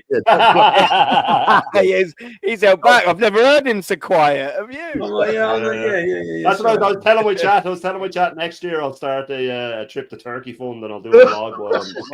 Yeah, that's it. I'll tell you what. Get the super chats in, guys. 5 years, over 5 years ago, before this manager come to the club, I had I was there. You go, yeah. Now that's I'm like this. That's true. I blame him. He's even done that to me, man. I'll tell you, It's honestly, it's just like what we've just been discussing. When you look at our squad depth, how can we be weaker? Champions League, and we're weaker than what we were when we were in the Europa League. That's crazy. Yeah. We're signing better players as well. I mean, we were getting to the Europa League final. All right, messed it up, but like at the end of the day, we was in the final. Yeah. Yeah. And like we're weaker. And we're no better off. We still need a striker after 3 years. We still need a striker. It's just madness. Yeah. And, you know, £750 million in. Add the Zubamendi on it. That's nearly £800 million. No one's gone out the door of any value. No. And we are still needing a striker and a left winger. Do you know, it's absolutely nothing's changed. I mean, I'll give you another scenario, boys, right? What you can think of. Let's imagine Saliba gets injured next season. Imagine Gabriel with his grade 3 hamstring comes back and he's not the same player. He's not the same defender. And Saliba goes down. If Timber gets injured, you know, our defence at the moment is still holding. The reason why we're winging and finishing second is because of the defence. It ain't the final third. It ain't the attack. It's the defence. That's what's holding this team together. The goalkeeper, who I think was our best player last season on a consistent basis. He was up there. The goalkeeper, the defence is holding this team together. Right? And one-off flashes in the pan, Rice free kicks that he's never going to be able to do again, probably. No. Right? A Rice free kick, you know, like a flash in the pan from Saka. But apart from that, on a consistent basis, it's our defence that's really holding this team together. So can you imagine going into next season with no striker, Havertz as a striker, or Garnacho, or Madueke, or Watkins, and Saliba goes down, or Gabriel goes down? What are we doing, honestly? Where are we going to be? Saliba dropped with 2 injuries near the end of the season, DJB. He had a hamstring and a calf as well. Exactly. Shane, Nomsky, Aaron, where's the creative midfield player? Where's the Rocastle? Where's the Merson? Yep. Don't have one. Bro. Well, we have one in Wanyeri, but he never gets game. Yeah, but look where is he? He's done with Where's our central midfield, creative midfield player? No, he's brought Marino in, like for like. Not an upgrade on Partey. And Zubamendi, who slows it down even more than Partey, by the way. Yeah. He slows the play down even more. Partey will push forward. So he spent all this money on Marino and Zubamendi, and none of them are an upgrade on Thomas Partey. Yeah. No, not even close. Not even close. Two players, what, 80, 90 million? And not even an upgrade on Thomas Partey. Now, you see, if we'd have done the right thing and got Ivan Toney last summer, added to Ivan Toney this summer, Gyökeres, Rodrigo on the left, or not even Rodrigo, you know, anyone. Eze. If you'd have bought me in Eze, and then, you know, a Gyökeres and someone like that, and then we'd have signed a Marino or a Zubamendi and people like that, I'd be going, okay, fine, good squad players, nice addition, because we've already got quality there. But when you've got to make these players our main man, when these players are becoming your main kind of person, our main man, that's worrying. Zubamendi is going to be one of our main midfield players. That's right. Yeah. And he's not an upgrade. Do you know what as well, D? Do you know what as well, D? I think if you're going to go through through summers and windows or whatever, and you're going to make minimal signings, they have to be proper signings. They can't just be the fillers or, you know, someone like that. I mean, you take a look at this. Yeah, let's just say Zubamendi signed now. Okay, in the last 3 windows now, if you include the winter window, we've made 3 permanent sort of signings. So just exclude the Sterling one. So we've got Zubamendi that's came in for the 50-55 million. Like we've quite rightly all just said, that's replacing Thomas Partey, but not actually replacing the quality of Thomas Partey. And this is what everyone always keeps leaving out as well. And I'll mention it again, and I'll continue to mention it. Whilst he isn't also as good as Thomas Partey, we don't know that he's going to come in and hit the ground running. No. That's not a given. So everyone's always, he's the replacement, he's this, he's that. What about if he does a Marino and just doesn't hit the ground running? The Premiership might not suit him, Aaron. Yeah, exactly right. So, you've got Thomas Partey in there. We obviously all know his qualities, but we also know that he's, used to the Premier League, used to Arsenal. He's been here for 4 or 5 years. But Zubimendi, we don't know. We could be getting this kid. It might take him a year. It might take him 6 months. It might take him 2 weeks. It might never. He might never just get used to it. And then one sec, Tori, just let me land there. Then you're bringing in last summer Mikel Merino. Now, if Mikel Merino comes in for whatever the money, and he replaces Xhaka, if you want to say that, and he comes in and he actually bangs, and Arsenal's left side does look like it's sort of working. He does unlock Martinelli. Only 48 more padlocks to unlock though, Mikel Merino. Then all of a sudden, you're like, okay, that's cool. But he hasn't even anywhere near replaced or thought or hoped to be the midfielder we thought he was going to be. And then obviously you bring the Calafiori in there, which is just, and I'm sure I heard one of you boys sort of say it earlier, and I've said it before as well, just to add to the farcicalness, if that is a word, of the left-hand side. The only left back that we've got, the actual one we've let go for free, back to we could have given him another year, by the way, another year, and just gone to well, what do you want to do with him? Probably would have kept him, would have still kept him at the ranks. But now we've got Calafiori there, who just ain't a left back. You've got Zinchenko there, who's probably going to go. He ain't the left back. You've got MLS there, he ain't the left back. It's just madness to me that we've spent in the last 2 summers 130-40 million pound, and we ain't done anything with all of them 3 players. They don't take you to another level. They don't even start. They don't even start. I had this squad up here, and this is obviously a little while ago. Where does Zinchenko where does Zinchenko? Because I've had a little look at that. Where does Calafiori and Mikel Merino and thingy fit into this? They don't even get into that squad, and that was 2 fucking years ago. Oh, no. Now they don't start over MLS. They don't start. Calafiori and Mikel Merino don't even start over MLS if you play him left late or left fucking back. So we've got 2 signers who spent 80 million quid on, and the kid that's just come through will beat them to that position. He's got both of their positions numbers. That was our whole fucking summer window last year, and the kid beats them in both positions.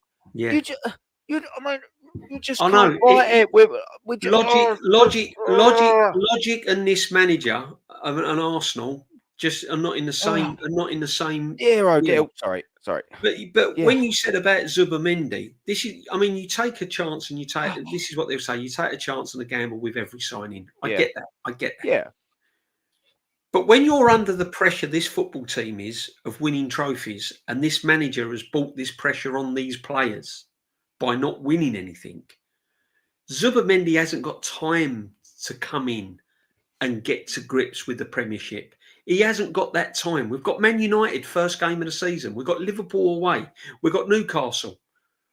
He hasn't got the fixture list. He's not giving the time for these players to bed in.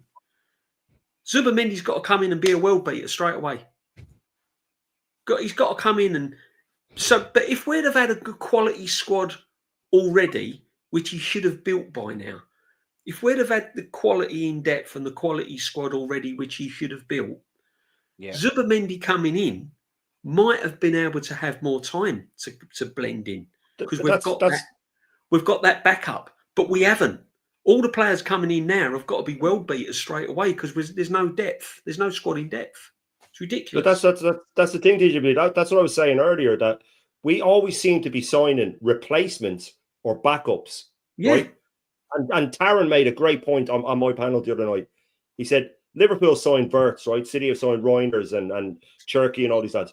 You don't hear any of their fans saying, oh, well, what's going to happen to Szoboszlai now? And what's going to happen to McAllister? Exactly. They don't say that. They go, he's brilliant. He'll start. And if the others want to displace him, they have to up their game. We go, we'll go for Mbemo. Oh, but what about Saka? What about Saka? Yeah. What about Saka? Yeah. We can't sign him. What about Saka? We have to sign someone that's worse than him so we can't displace Saka. What is the point? If we had kept Thomas Partey and signed Zubimendi, and I touched on this earlier, when Grader signed, he didn't start for a few games. He had to work his way in, and he was 100 million or whatever they paid for him. We should be signing Zubimendi with Partey there, and Partey starts the first few games of the season. Zubimendi comes on with 20 minutes left. Comes on with 20 minutes left, earns his way in and pushes his way. Now he's going to start, and United, Amarin's going to go as soon as he gets the ball. They bullied him, by the way, when United played. Casemiro. And then you go and sign Eze. But he wouldn't get the best out of him, DJB, and that's the problem. We have Zubamendi coming in, who got bullied by Casemiro, whose legs are gone. Not 4 or 5 months ago, or 3 months ago, when they beat Bilbao, we bullied him. Or when they beat Sociedad, he bullied Zubamendi. So Amarin's going to say to his players, Ray is going to get the ball. He's going to roll it out to Zubamendi. We know this is going to happen. He'll know it's going to happen. You crowd him. The second he gets the ball, you crowd him. And when he goes to Anfield, they will be all over him like a rash. They will be all over him like a rash. And he'll be 3 or 4 games in, and he'll be 3 or 4 major mistakes deep. And the pressure will get to him, and this manager will flog him, and he'll keep playing him. And I pray to God I'm wrong. But if I can see it happening. I can see him. If I was a manager coming up, I go, he's used to Spain. They get time on the ball when the keeper rolls it out. They back off them, let them turn. Let you crowd him straight away. You'll get the ball off him at least once or twice in a dangerous position, and we'll lose the ball, and it'll be his fault, and all the pressure will be on him, and it won't be fair on him, by the way, because you look at players like Perez, Henry, all these lads. Henry was on the bench when he came. It was Davor Suker starting. Henry was out the wing. You were at the game, DJB. You told me before you saw him run down the wing and the speed of it. It was like a cargo pass. But he took a while to settle, and he wasn't starting all the time. No. You edged him in. Perez was edged in. They never just came in and started. Never. No. They came in and they edged their way in. Straight away. They've got to come in and to a team that's struggling, to a team where players have fallen with injury. Like I said, Igal was saying, Gabriel said in an interview he's ready for pre-season training. You said he'd be injured. And I said, no, I said he wouldn't be match fit. There's a big difference, mate. You don't understand football. Timber's not going to be back. Timber's got an operation. I thought Odegaard was meant to have an operation. If he doesn't, I don't know what's going to happen there. Havertz has had a grade 3 hamstring. He was already slow. What's he going to do if he loses a few yards of pace? Gabriel centre off. Sack it. But we have 8 players, I'd say, in our team, like Ben White, Timber, Gabriel, and Saliba too could be in the red because of the injuries, right? But I'll leave him out. So those 3. You have Odegaard who needs an operation. Royce has had problems with his back and a broken toe. Saka's back from a grade 3. Havertz is back from a grade 3. If these fans think that minimum 4 of them aren't going to be dropping out of the team all through the season, and let's remember it's a fucking World Cup year, so these lads are not going to want to push them. Saka's going to want to get in that England team. These lads, there could be a revolt here going, I am not playing. Do not be surprised if there's a bust up of a player saying, I'm not playing to Arteta. You are not making me play. I've got an injury. You're not making me play. And there'll be a fallout. Everything's coming to a head for this guy. And he fucking knows it, man.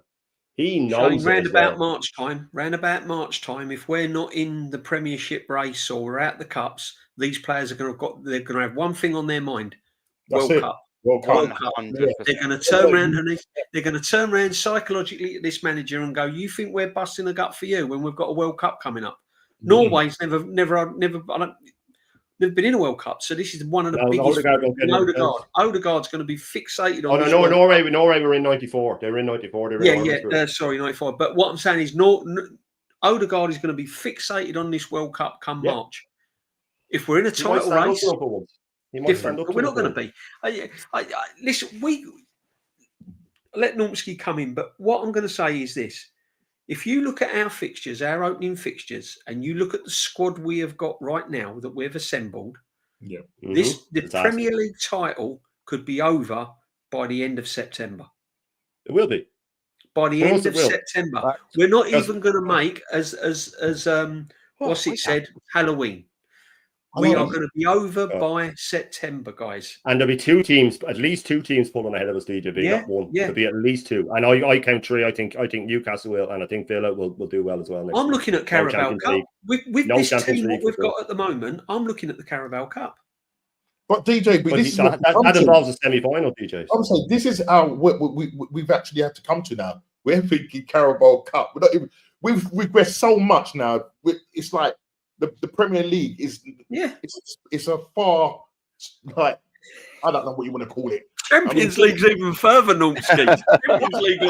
Champions League's like the other side of the universe. Mate, I don't even think we'd win the fucking Conference League. I'm not going to lie, man. No, seriously, mate. Seriously, the way we're going on right now with what we've got in so far, you've got top content creators who don't even support Arsenal saying that he's a game changer. Yeah, Zubamendi is a game changer. What do you mean he's a game changer? He ain't a needle mover for me. He's not better than Partey. Is he a Patrick Vieira coming in? I mean, come on. And then there's the talk about the situation with the striker that basically come the end of the transfer when the deadline day, that's maybe when we will land a striker in maybe Sesko or Goku, because this is how much it's going to protract. So we're missing out on them coming. So there's the distraction there. So they're not going to be able to come and train with the first team and whatever. Same situation that happened with us. Not say that they were great players, but Moreno and Calafiori, look how late they came in. We spent 10 weeks chasing these guys. Yeah, only for one to be breaking down every minute, and the other one, IT solution up front. So exactly. We listen. Let's just look at reality. What we do as fans, the bottom gooners, like they want to call us, or negative gooners, we look at the big picture. Yeah, what they do, certain individual will just pick out little. They like to put things in segments, and just look at things isolated from that. Look at the big picture. We've not had a striker for 3 seasons. Or we're not since Aubameyang. Let's put it that way. We've not done what we were meant to do in the transfer window. Yeah, we've got a team 2 years ago that was better, 2 seasons that is better than the squad that we've got now. Why are people seeing that? But no, Mendy's coming and he's gonna be the game changer. And the difference is the missing piece in the puzzle. Yeah, the difference is, Nautsky, right? You're gonna get fans turn around and go, "Well, we didn't know what Patrick Vieira was going to be like when he come to the club." Oh yeah, right. You got to hear that. What you got to remember is these players come to the club with Arsene Wenger's vision, with Arsene Wenger spotting them. Absolutely, a lot different than Arteta picking out a player. We've seen what Arteta brings to the team. Fabio Vieira. We've just listed them earlier in the stream. Yeah, very rarely did Wenger get a signing wrong. Do you know what I mean? Especially towards that first half of his career, wasn't it? That first half, he almost. That first half of his career, yeah. I mean, he made or they were low risk, weren't they? They were low risk. When we was paying for a stadium and we was moving from Highbury to Emirates, and money was really tight, and he had his I mean, he was clutching a little bit then, but I mean, that first half when he came in, I mean, barely put a foot wrong. Barely put a foot wrong. Do you know what? Yeah, there's something that I wanted to run with. DJB, it's a comment you made not too long ago at all, only about 5 or so minutes ago, and that was obviously it being a World Cup year, and basically maybe being out trophies. Let me run a scenario past everyone, and I reckon a very realistic and likely scenario as well is that everyone's sort of saying, you know, being out of the cups and everything like that. Let's just run with that. You know, by February, March, let's just say, you know, we are out the Champions League. We've gone out the quarterfinal or whatever. We're out the cups. We're nowhere near in the league. Do you know what I think as well with these with World Cups in mind, especially for the likes of the Odegaards and all of them players like that? That's where I reckon we could fall out the top 4, because a lot of us were saying about it, and a lot of us sort of sit there and think, at this moment in time, Arsenal could wave that wand and go, wallet, there you go, here's some real players and show some ambition. But as we're talking right now, this is a top 4 charge. So let me run with this again. There is a likely scenario where these players get to sort of Marches, get to Aprils, and let's just say there's 8 games left, yeah, boys? 8 games left, there or thereabouts. And they go, right, well, we're definitely not winning anything here. They could massively drop off and save themselves for that World Cup. Why on earth? And do you know what as well is they've got a lot of years to go by, especially last season, this, whatever you want to call it, where they go, okay, well, you know, towards the end of last season, look what happened. We started getting all the hamstring injuries pile up. We started getting the knee injuries. All of us started getting the niggles. We were all being overplayed. You know, we were working hard towards something and we get injuries left, right and centre. I actually I don't know how to sort of word this without sort of, I always think that players should play 100% for the shirt, 100%. But I can understand why they wouldn't. I can understand. I don't agree with what I'm sort of saying here. But there is a scenario where they go, do you know what? Fuck this. I'm not going to injure myself for a World Cup. And I actually get that. I can understand, at least from their point of view, if I'm putting myself in their shoes, they're probably thinking, Martinelli, let's just run with Martinelli and Saka, the wings, probably the most overworked position at that football club, the wings. Yeah. If I'm Bukayo Saka and Martinelli or whoever's on the left-hand side, I'm thinking, fuck that. I'm running up and down this wing. to I've try been and doing get it that. all season and got nowhere. Been doing it all season. We got nowhere. And I reckon that's where you will see the likes of the Arsenal drop them and go, oh, we won't win anything, and performances starting to dip, effort levels start to dip. You'll see but you'll get the likes of Newcastle's, the Chelsea's, maybe, God forbid, the Spurs, etc., etc., etc., going, oh, we could get into Europe here. Oh, we could do this and all that. And their effort levels are going up. They want to do that. That's where I reckon the real imbalance and the difference could be between us finishing fourth and us finishing outside the Champions League bit. It's a real dangerous little bit. Possibly, we don't know for 100%, but it's a real dangerous little scenario that is to be in for Arsenal Football Club. And the most important thing is, and I'll finish on this, I know you want to come in with DJB with something, is it's self-inflicted. The manager and the board or whatever, it's all down to us. We've done this to ourselves. There's no oh ifs, there's no buts, there's no oh but him, there's no oh but what if, there's that. We have been in this business with this manager now for 5.5 years. Everything that's done, that will be done, is self-inflicted. Yeah. It's all our own fault. There's no blame anywhere else but internally, looking in that mirror. And if we fall out the top 5, wow, because I reckon it's imperative we finish there for a new manager, just for a new manager alone, because we're all sort of like, yeah, we want a new manager.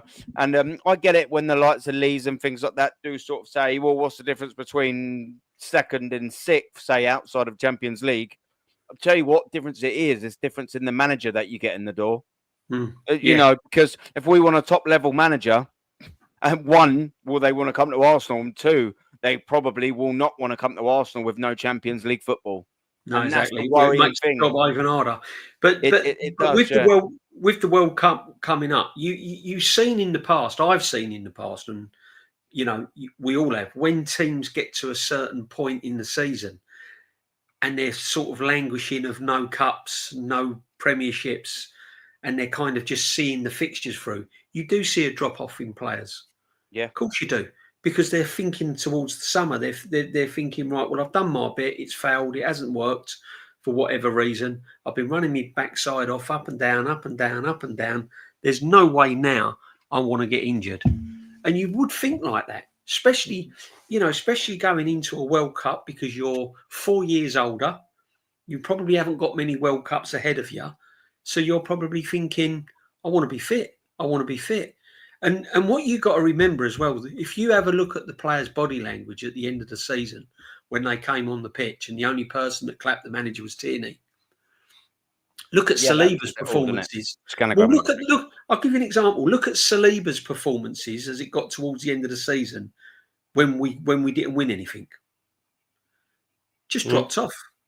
Yeah. You know, Saka was running on adrenaline when he came back off of injury. But then when reality kicked in and we weren't winning anything, Saka's performances was dropping off. Yeah. You know, and this is what players are going to do. They're going to be thinking, hang on a minute, I'm playing in a World Cup in a couple of months' time. I'm going away with my international team. There's no way I'm doing this and doing that. What's the point? Can't win anything. We've failed again. You know, and do you remember Petit in '98 against Everton when we were 4-0 up and he got crashed into? I think it was Hutchinson. Crashed into that. He just walked off. He just said something off. He said, "Sorry, I'm not doing it." Yeah. But his shin pad shot out, I think, when he got tackled. He said, "No, I'm not having it for his shin pads in here." The league's won. I mean, Matty said it earlier when I was live. You know, when he was doing the show with me. Shane said it, and I've said it. I think realistically, you're looking at top 6. We might just creep top 5, but I can see Newcastle getting it together and getting ahead of us. Man City will. Liverpool will. This is why it all kicked off with a gal the other night, because I said that and he burst out laughing and said, I'm a liar, I'm ridiculous, I got called ludicrous. No. Ludicrous. Who's going to finish ahead of us? And I said, you've got to be realistic. Whether you're Arteta or Arteta out, Shane. Newcastle. I said, I can see Villa, really. They're going to lose their best keeper. They're going to lose their best midfielder. They're going to lose their best striker. I said, where are you getting this from, you idiot? You know what I mean? And even if Morgan Rogers was to leave, I haven't heard any new transfer news about him, by the way. I don't see him leaving. Even if he did, Emery would just go out and get Grealish or someone like that. You know what I mean? Emery signs great replacements. He was talking like, well, they're going to lose these 3 best players and then they'll be gone. They're not us, mate. Spurs are if they're going to lose those players, Shane? they will make sure that. Sorry? Spurs will be different. You know that, by the way, just in the last half hour, I put an improved bid in for Mbeumo. A solid. Yeah, I see that. Someone wrote in my chat that by Fabrizio, I think he said that. Yeah. Sports have it as well. Sports have it. 60 million bid, so they're moving like champions. And then we'll probably end up getting Garnachers and fund their bid for Jokereds. You know what I mean? This is how we roll. We fund other teams all the time. But they're talking about the manager thing as well, Aaron. That's why I think that we need him sacked early if he is going to get sacked. That we can get a new manager in who can then get us forward. You know what I mean? Because if he leaves us outside of fourth and we don't get Champions League, like you said, what manager are you going to get in? And on that, and I will finish on this, it's the same as the Havertz thing. Whatever manager we get, we'll go, what was Arteta on? Yeah. That guy that won you nothing, what was he on? 15 million? You're giving me that minimum. If we want a top manager, that's what they'll say. And rightly so. They go, you were paying him 15 million, that guy that won You'll nothing. have the same problem with a manager. I want more than that. Any decent manager will not take less than what Arteta's on, a rookie. Why would you? Be an insult. KD's put, lads, great show. Thank you very much. Would you take Thomas Frank at Arsenal? I'd fucking take Thomas at Tank Engine, mate. Don't worry about that. I'd take Frank. Absolutely right, isn't it? Fucking, what are we doing? I'd even give a Yola from Bournemouth a go as well. Oh, 150%. Suge is coming here with a cheeky one, of course, but Shane being the absolute superstar he is, one, he takes it with a bit of banter. Do you know what I mean? That's what it all is. It's a bit of a laugh.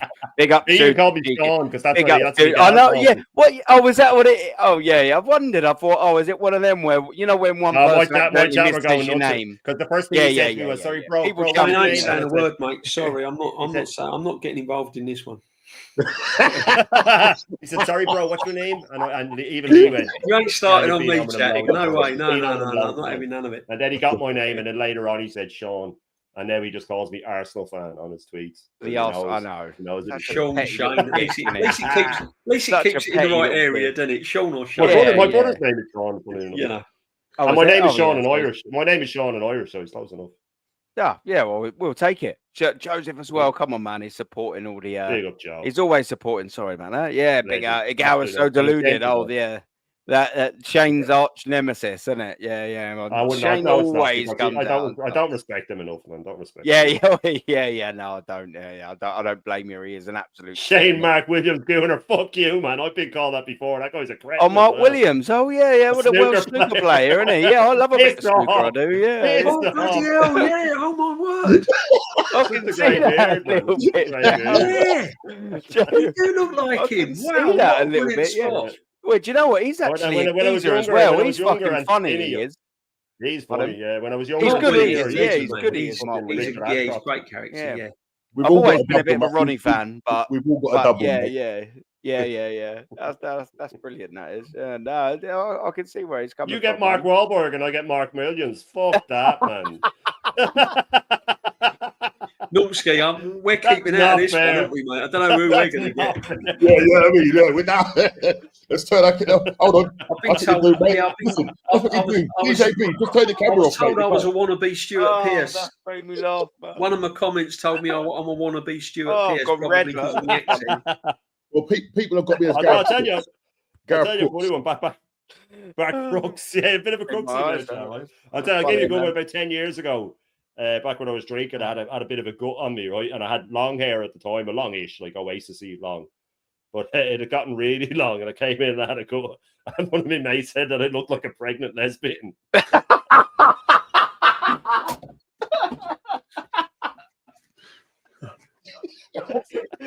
Oh, dear. There you go. Oh, no.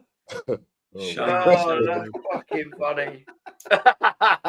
I love them mates like that. Do you know what I mean? That just go in. I said that in my chat when there was some mutants coming in tagging me. One of them the other day called me Peanut Head and Specky Prick and all the stuff. I was wearing glasses. And I've got a lot of Irish lads in my chat, and some of them are saying, "Listen, mate, he's Irish. There's nothing you can say to him that his mates haven't called him." And I was like, exactly. There's nothing you can say. Yeah. That's fucking brilliant, man. Yeah.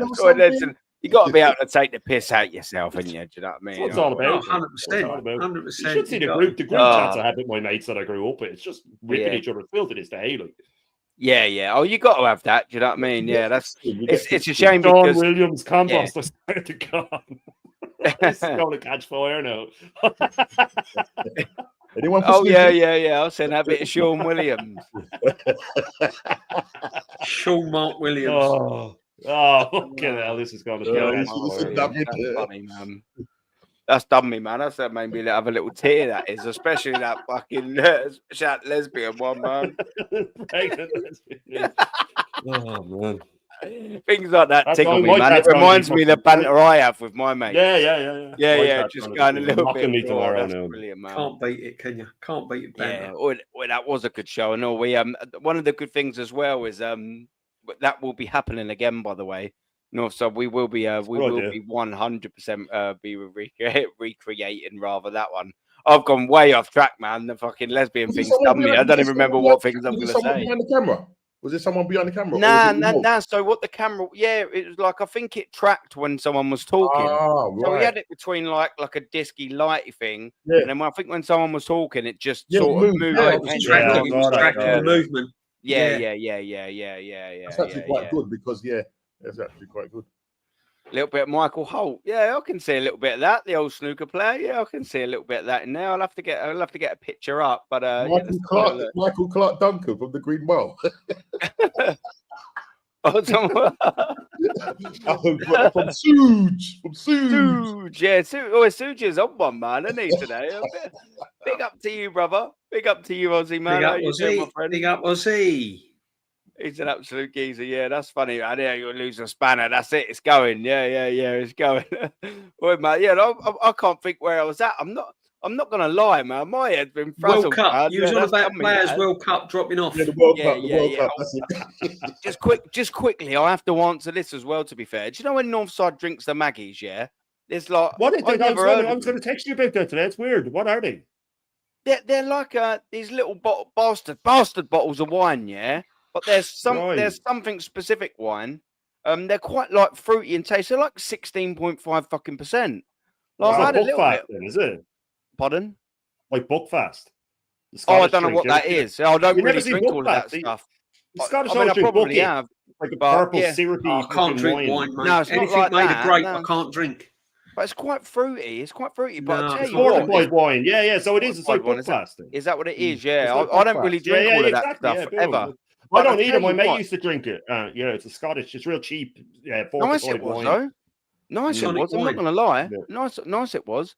Okay, but a little 16.5 plus. I had a little look. I can't think it was putting it out. I was like, 16.5. I was like, oh, fucking no wonder after a couple you go a little bit of sangria on roids. Yeah, I can see that. Sangria on roids. Well, yeah, that's funny, man. But yeah, now the World Cup. Coming back to that, there is a realistic sort of thing, and do you know what I did want to take it into? Wanted to take it sort of into the sign of things. You know, we won't go on for loads longer. But at Gyökeres, I sort of see that's all flippy floppy, isn't it? You know, we've seen with the Sesko deal, and now he wants this release clause. Now the wages are a bit too much, and this is what I want to run with. I'm glad I've just reminded myself here. What did we all say? And I specifically can definitely talk to myself, and I'm sure all of you guys have said the same thing. We wait for things to happen, and then guess what? A team with some ambition, i.e., like a Liverpool, they're making signings now. They're going to sign a striker. I don't know what one it is. Wouldn't it just be so typical of Arsenal Football Club to go, we don't know which one we want. We don't know which one. Up with our chest out, thinking that we're actually going to get either of them. Be so indecisive to the point where one goes, we don't really want his wages. And then we go, I'll tell you what we'll do. We'll flip back to Gyökeres, and he's already signed for Liverpool or something. Yeah, that's a reality that I said at the start of the season that I'm very, very, very frustrated with. Very, very, very frustrated with, and I can see happen. And I'll tell you what, the longer this window goes, the more I see the likes of a Liverpools and things like that going, they're selling now. They could easily get the money back. They could sell Diaz. They could sell Noodles up front. They've sold that Kwanzaa or whatever his name is. They've got money again. And the thing is, right? The thing is as well, though, Aaron, is that the other teams have also seen that we've wobbling on the Sesko deal because of wage demands. So the other teams now are going to go, hang on a minute, they can't afford Sesko's wages. And now they're going for Gyökeres. So if we go for Gyökeres and get in a bidding war with them and offering more money that Arsenal can't match, bingo, we've got our man. Yeah. It's not rocket science, is it? And if Darwin Núñez and all that go at Liverpool, Barcelona will be rocking up, wanting a striker. You know, this is what it's going to be. If we get in a bidding war with Gyökeres, then again, and people are going to go, oh, here he goes again. He's blaming the manager. Well, it's this manager that's put all his eggs in one basket over a season and a half ago wanting Sesko. He wanted Sesko last summer. That's why we didn't sign Tony. That's why we didn't go for Alvarez. That's why we didn't go for Osimhen. That's why we didn't go for all these strikers, because he wanted Sesko. Year later, he still wants Sesko, and now we can't get Sesko. Yeah. So now he's going to Gyökeres. Now Gyökeres has got two options. He can turn around and go, what? Second choice? That's an insult. I've scored more goals than that fella. I don't want to be second choice. I'm going to hang it out. I'm going to sit back and see who else comes in for me. Yep. I'm going to weigh up my options. How much are Arsenal offering? 180 grand a week. How much Liverpool offering? Oh, 250 grand a week. Yeah. Okay. Even if they match it, they're going to Liverpool. Where am I going? Where's he going? Yeah. Yeah. Who do you want to play with? Who do you want to play in Liverpool? Who do you want to play alongside? Do you want to play alongside Zubimendi, Marino, Trossard, or do you want to play alongside Szoboszlai, McAllister, Wirtz, Kirkes? Yeah? Where are you going if you're a striker? And then you've got the pool of Manchester United. Manchester United. Yes, people, you know that team that everyone likes to nail that's in the gutter? Still with one of the biggest clubs in the world. Not even in Europe. In the world. In world of football, Manchester United, Real Madrid are the biggest clubs. Facts. Right? And at the end of the day, it's every boy's childhood dream is to play for Real Madrid or Man United. So if Man United come rocking up, he's gonna have his head turned now, even though he's turned them down. He's said he don't want to play for Man United. No. If there's a bidding war going on and he can juggle up wages, he might reconsider. If Man United say, well, okay, we'll give you 300 grand a week, he might turn around and go, well, I know I turned you down, but this is what's going to happen, guys. And it's all because we've hung it out for Sesko. We've hung it out. It's now, the washing's now dried and we ain't bringing it in. And it's just rotting. And this is what's happening, guys. It's crazy. It's madness, but it's happening. You can't get away from the facts. I mean, one of the things that you hear a lot, especially the commentators and, you know, top aggregators and whatever, that, you know, the deals are complex deals to do, and that's why they take so long. And I'm thinking, really? Well, we heard Wirtz about 4 weeks ago. Now the guy's signed. We heard like Kurski's just flowing in from wherever he is. Yeah. And he's about to take his medical. I had to wait till the 1st of July, have they, Numsk? No, well, but listen, Aaron, I know you're a man for attention to detail. Yeah. And I want to know and understand. Maybe Shane, you could help us out. DJB, you could help us out. Let me know and understand what so complex about these deals when it comes to Arsenal. Whereas like other teams like Man City have just signed 4 players in this summer window, or 4 in the January window. What was so complex about their one? Whereas our one, you know, the Zubimendi deal was announced in January after we went out to Newcastle. Wonder why. Oh, it was a complex deal. No, don't worry. He's having his medical. We still can't sign him. We can't actually announce the deal until the 1st of July. All right. I want to know, please, somebody in the chat, help me out, because if not, you see these lines behind me, I might flatline out. Yeah, because I'm on the life support machine right now. So somebody help me. Sorry, Aaron. You go now. Yeah, sorry. Yeah, no, so I've been saying it for a while that, and I've been joking about it, but it is a really sad fact is that we have all these things that they act like it's different rules for us. That we're going to have, we have to wait till the 1st of July. What are you talking about? What are you panicking for? What was that guy that put up the tweet saying, here's why you stop panicking, Arsenal fans. Players are on the beach for 2 weeks. Why would Arsenal pay them 2 weeks' wages to when they're going to be sitting on a beach, right?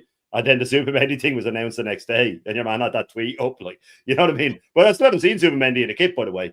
But when he said that, they're sitting on a beach, so why would you sign them? And I was thinking, well, so someone doesn't jump in ahead of you because you want to get it done early. All pluses are for signing them now. Sign them now. What are you doing? But it's the same with the fixture list. Oh, the fixture list is against us. The excuses are just endless. Someone put in a great comment on my chat that they were being sarcastic, obviously, but they said, "Oh, it's not fair. We have to play the champions twice this season, and Liverpool don't." I'm surprised the top gooners haven't run with that. I'm surprised they haven't run with that. But listen, I don't know the Gyökeres thing. As I said earlier, if we can't pay Sesko's wages, how the fuck are we going to pay Gyökeres' wages? Exactly. We put ourselves over a barrel here. We put ourselves over a barrel yet again by making it publicly known over the last year, 2 years. Everybody and their dog knows that Arteta wants Zubimendi and Sesko, and that's it. So what do they think is going to happen when you go for these players? That the clubs are going to go, oh, well, are you interested? They know we're interested. We've made it so public. We've laid all our cards on the table. And what we're turning our attentions to now? Another defender. Ollie Watkins. And Ollie Watkins as well. Hato. You know what I mean? Yeah. It's craziness, man. Yeah. Hato. And this is what I'm trying to say. Another defender. We need. I'm all for signing defenders, but just get me a number 9 first. Yep. There is no way I want to rock up at the Emirates and go and watch. I can't. I've been patient now. I can't not have a number 9. I can't have an out-and-out number 9. Yeah. The problem is it's just going to be such a downer because the problem is that we go into that first game of the season. We know for a fact that it's going to be Havertz starting up front. Oh, yeah, 100%. Right. And 100%. The fact is that we may not even have got a striker in until the end of the window. Yeah. Which is just an absolute joke. So it just shows that we've gone into this season very much under. Also, Nonsky, what you got to remember as well, mate, we're going pre-season and a tour of Asia. Exactly. So you don't know what injuries we're going to get over them. You don't know what injuries we're going to get over the summer. You don't know how Saka's going to react. You don't know how Gabriel's going to come back throughout the summer. We know what's wrong with Timber. We know Ben White's not fully fit. And all these players that are going to play pre-season, you don't know how they're going to come out the other side. We could be lining up against Man United with players injured and no signings. I'm worried. Honestly, I'm worried. He's going to put Timber in a naughty step anyway, so I'm worried. He'll be all right for the start of the season. Oh yeah, Timber's fallen out of bed with him, definitely. Yeah. That'd be it now. That'd definitely be it now. 100%. Yeah. Yeah, do you know what as well? With this, just I want to take this point. So I love making this point with the vigilante. Yeah, big up to you, man. You made a good point about the 1st of July bullshit. Yeah. Why not post data check or payment? But 100%, yeah. This is why we're saying about Arsenal being so slow. And I've said this time and time before on our vigilante, man. Why can we still not sell? I mean, that just makes absolutely no difference. But 2, why can't we? It's because we're so indecisive. We've got no real strategic plan, no plan of action, nothing in really motion to get things done. We don't know what we're doing. We don't properly know the targets we are. And when we do identify targets, they're either the wrong targets or it takes, like we've seen time and time again, the way too long to get them over the line. You sort of like think Manchester City and Liverpool have got most of their business done by the time we're going to start doing business. Like that's mad to me. Like, why couldn't we have gone, do you know what? Bang, we want Gyökeres. We'll get the payment structure set in place. We'll get the medical done. Then what we'll do, if it is this financial year stuff, that's all well and good then. If that is the case, fine. But have all the medicals done now, just so next week we can go, all right, cool, send. Oh, it's the first now, is it? Court first, send. Like, why are we not doing that? We still don't even know what striker we want, let alone fucking getting them a medical done or a bid in. Aaron, and what makes it worse, it's not these players, it's not as if we've only been linked with for a couple of weeks. We've been linked with these players for over a season. We was linked with Zubamendi in February. And before that, we identified him way back in November, December time. Yeah. Yeah? Okay, he's 99.5% coming to the club. I'm not saying he's not going to sign for us.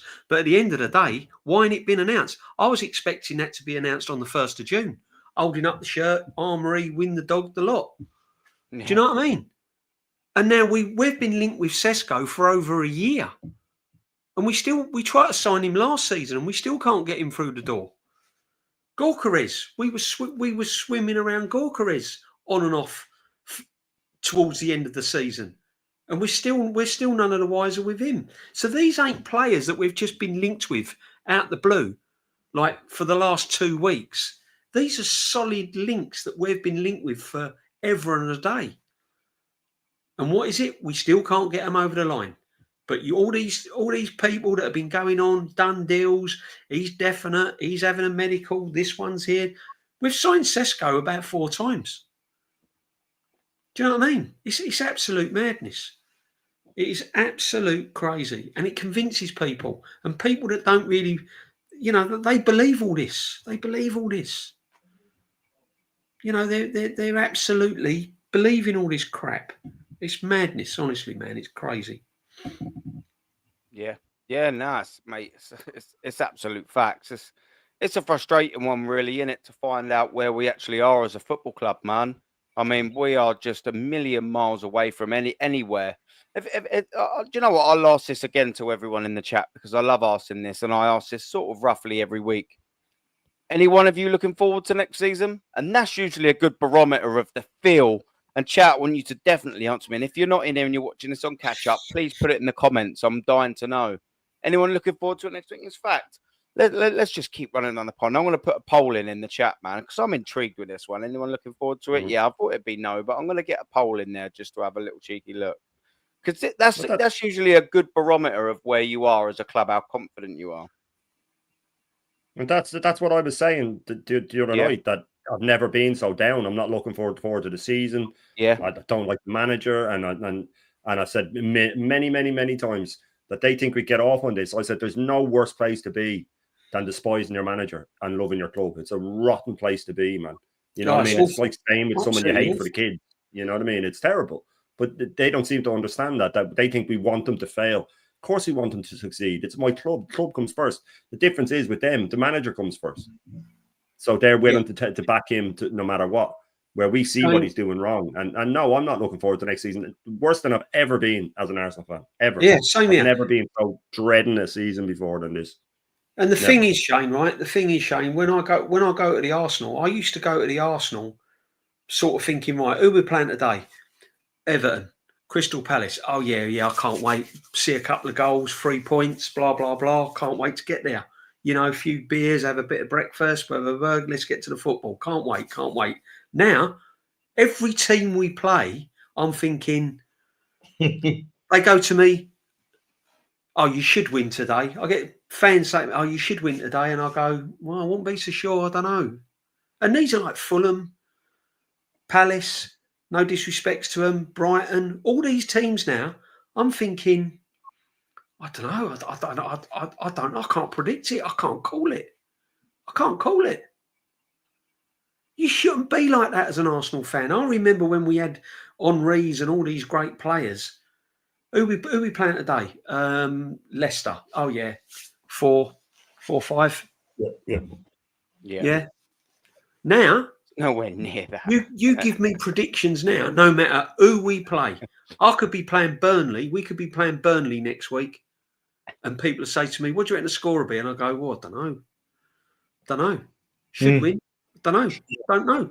Yeah. And honestly, I'm not being funny, and I'm not being like, because I want the manager gone. I'm just being honest with the current state of Arsenal and the players we've signed and the squad depth and the style of football we play. Literally, the style of football we play. there is not one team that I'm confident of beating when we come up against them. Not one. Yeah. And that's depressing. You have that feeling day in, day out as an Arsenal fan. That is depressing. So I'm with Shane. You don't want to feel like this. Yeah, and I think that's borne out in the amount of draws that we had last season, because you dropped 21 points from winning position, and that feeds into your psyche. So when you're going, especially yourself, DJB and Aaron, going to these games, like you're on tender hooks now. Because but even if you don't go, Norms, you still like it. I mean, exactly.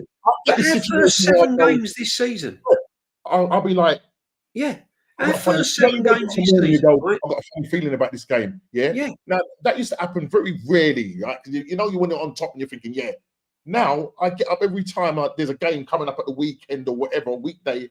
I'm like, I've got a very bad feeling about this. I've got a bad feeling about it. So when we do win, it's like, oh, really? Did we win?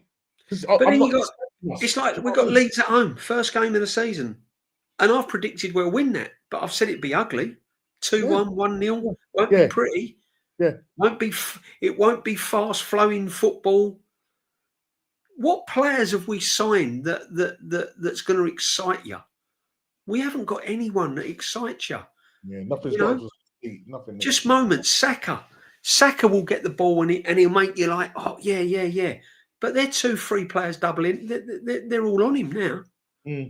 And the thing about it, when Saka did come back from the long-term injury, everybody was excited. Oh, when he got up to it was adrenaline, mate. It was adrenaline.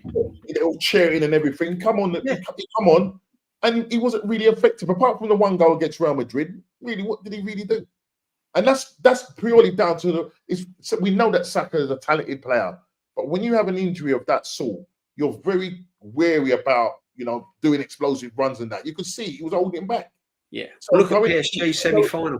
Exactly, PSG, sorry, as well. But going into the new season, he's not going to be at full pelt. You won't, and that's what I'm saying. You're going to have a situation where you're going to have maybe 2, 3, 4 players like dropping out, especially when it hits that it gets cold. You're gonna see players dropping out, and because we haven't bought the squad big enough and quality on the bench to sort of say, right, come in. This is the situation we're going to be in, just like last season. So it's unfortunate, and with us just taking so long with getting targets over the line, it's absolutely just depressing at the moment. Do you know what I mean? It's sad that we're feeling like this. It's the 23rd day, and we're still no further forward in terms of signs. Yes, we've heard that he's in London, and I think he's had his medical. I think, but we have to wait till the 1st of July for it to be now. So it is what it is. Facts. Nice.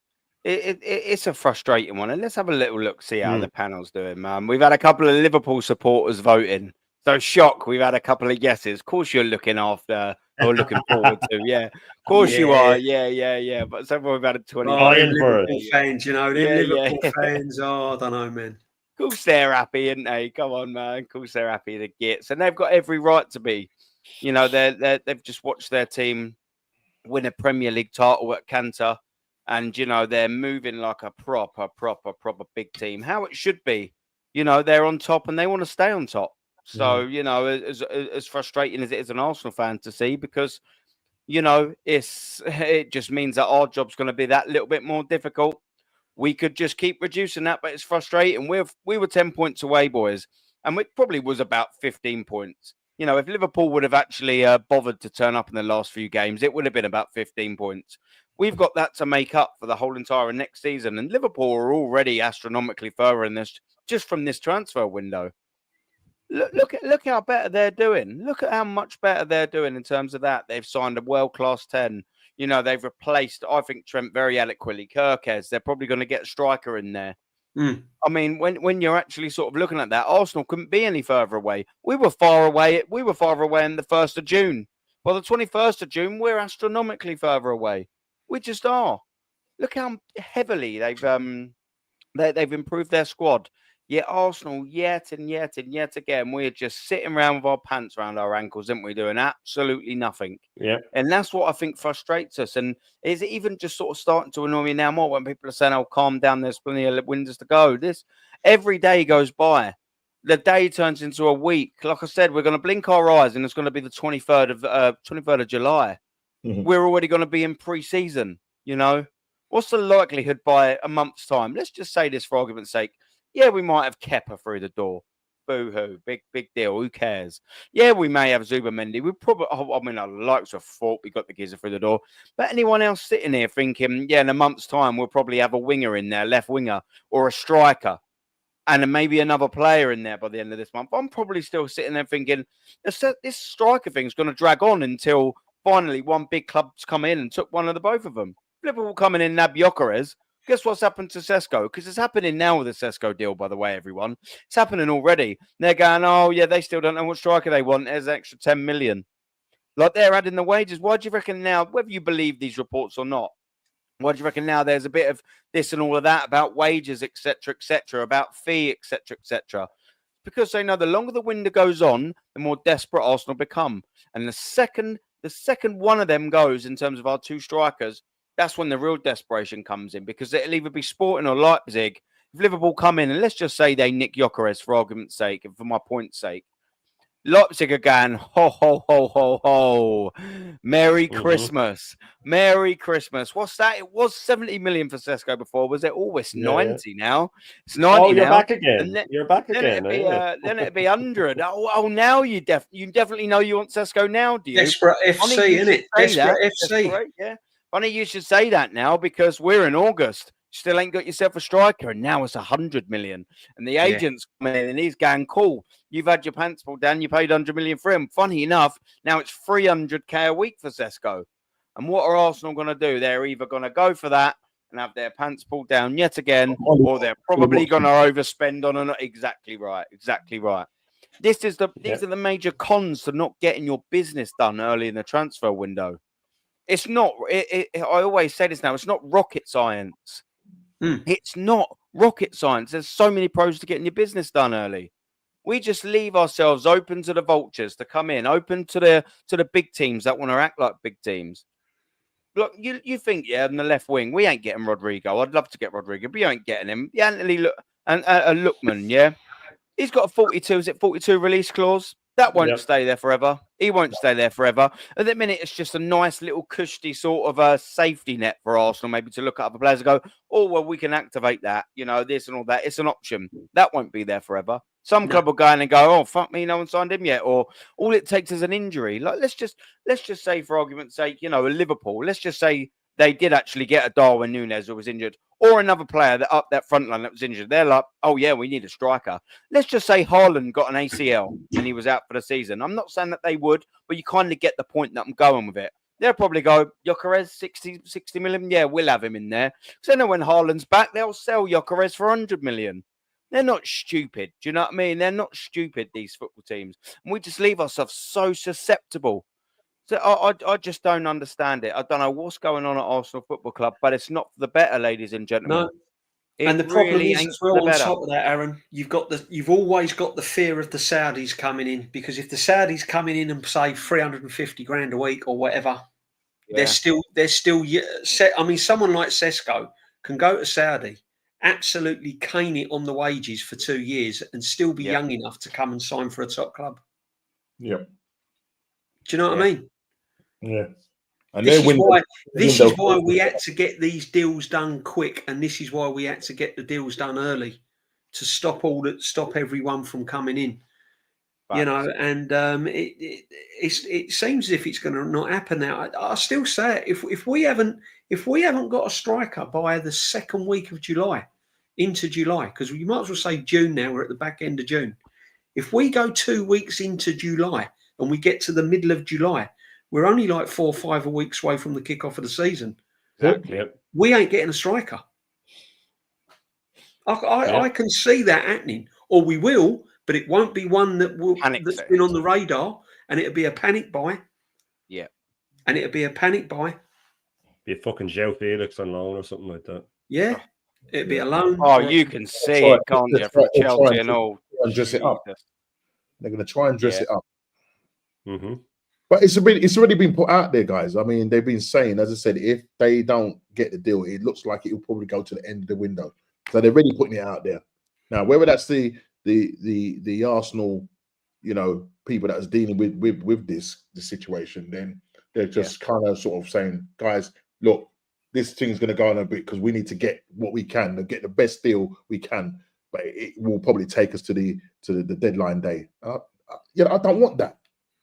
Why is it going to be Arsenal? It'll be just all about Arsenal deadline day, and the focus will be on this. And it's the wrong kind of focus to have, especially when you're in the season. That's why the start of our season, I'll tell you, man, it's perilous times, man. As Matty would say, man. Isle of Patmos settings, mate. Big up, Matty. But listen, man, we are going to wrap up there, man. Big up to all of you in the chat. World-class chat. World-class chat. Yeah. It's nice. And we are going to raid the radar captain, El Capitan raid, for Lee Gunner. El Capitan. But yeah, just wanted to say a massive thank you to the panel, of course, and a massive thank you for the support that you give us on the Monday to the world-class chat. El Capitan raid over to Lee. What you got coming up, DJB? You got something coming up tomorrow? I'm going to do I'm going to do another little stream tomorrow. It won't be very long. I'll be around about in the afternoon, 4:30. So come and join me. I know that there's people in the chat that comes over, so appreciate it. Right. That's right, my friend. Doing a little stream tomorrow, 4:30, and then. And then the rest of the week, I'm quite busy. I've got work on and I'm going away for a couple of days as well, just to sort of, unwind and chill out a little bit. I've not had a break yet. So I need that, especially with supporting this club. But what I might do is little recordings and upload them. I might do some clips, pre-recorded stuff, upload them. So watch out for that, guys. And I just want to say thanks, Aaron, as always. Normski, it's always a pleasure. Shane, always a pleasure. All these legends, make sure you sub to everyone on here because, we put a lot of work in, guys, and it's it's all for everyone's benefits, and we just want the best for our club. So, big up, everyone. Facts, man. And what about you, Shane, my brother? I'll have to about 4 hours of snooker practice tomorrow to get ready for you've got a big tournament coming up. I can guarantee you he's gonna have a snooker table as one of his thumbnail. No, of course I have the full Irish tomorrow as always, 10:30 in the morning every morning, and then tomorrow night I have Clean Through 1-on-1 with Views, our weekly show that we're trying to get off the ground. It started very well. The chat recently, the last sort of 4 or 5 days, has been absolutely lit, getting bigger every time. The engagement's been unreal, but there's so many people that have been in my chat from day dot that are still there, and it means the world. There's new people coming in all the time. But big up, of course, to DJB, absolute legend. We'll definitely be in contact over that classic kit. Yeah, we'll get something on Shane, definitely. Absolutely. Aaron, they might be. Yeah, we'll definitely do that. We'll text about it. And big up to Normsky, of course, absolute legend. The Matrix Wanderer goes in and gives me the ammunition to fire with. And big up to Aaron, of course, for having me on. I love these Monday nights, man. I love these Monday nights. Proper OGs, and like you said before, it was organic the way this happened. We were sort of chopping and changing when it first came out, and then after that one, when it was just a forward, we went, that's it. Yeah, all nice, forward backstage going, that was unbelievable. But big up to you, man. You know what I mean? It is a community. It is a community, and we're all here for each other. We all have to stick together, we all have to stick together, and the chat are in on it as well. But we all stick together and we all back each other because that's what it's all about. Exactly, and you can't have the same faces on your show all the time because people get bored. I mean, who wants to see my ugly face every day? Do you know what I mean? I do, DJB. You got to change it around. You got to change it around. You can't keep having the same faces on. I think that's what people need to realise as well. Do you know what I mean? Like, we don't do loads of streaming. Do you know what I mean? Like Shane's regular one's it's a solo one. Do you know what I mean? Yeah. Well, I've got 2 regular ones. One's a call-in show where I get different faces all on from the start. Yeah, I'll tell you about. I couldn't do that. I haven't got the Wassits to do a call-in. It's not because I don't want to. I don't think I could do that. That's too busy for me, you know. But yeah, no, carry on, man. Sorry. But yeah, no, that's good one. Yeah, this sort of this Monday one, I've got sort of numerous faces on, and this panel just sort of we've just sort of all started at the same together. We've got all nice things, and you know what? Usually, like we get a few others sort of on. I know a lot of people are sort of streaming all that, but I've always said, you know, after about the hour mark, I like getting other people on, didn't I? To sort of to freshen it on sometimes, well, depending on availability to everyone. But yeah, this is sort of aside from like a call-in, which is, you know, for anyone really.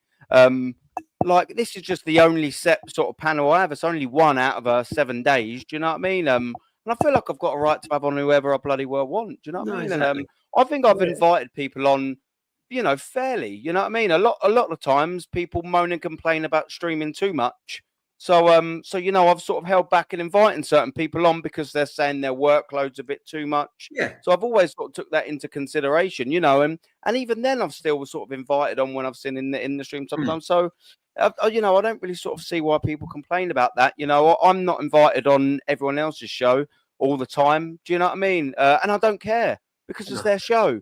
You know, I've got no God-given right at all to demand to be on certain people's shows, to expect to be on certain people's shows. And I roll into certain people's shows and I'm like, do you know what? I'm enjoying this. I don't care about being invited on. It's not all about that. There's no God-given right. There's no I owe you this, as I know I owe you that. It's YouTube, man. There's plenty of streams. But I think, you know, as well, when people get a little bit funny about it, it just makes you want to less. Do you know what I mean?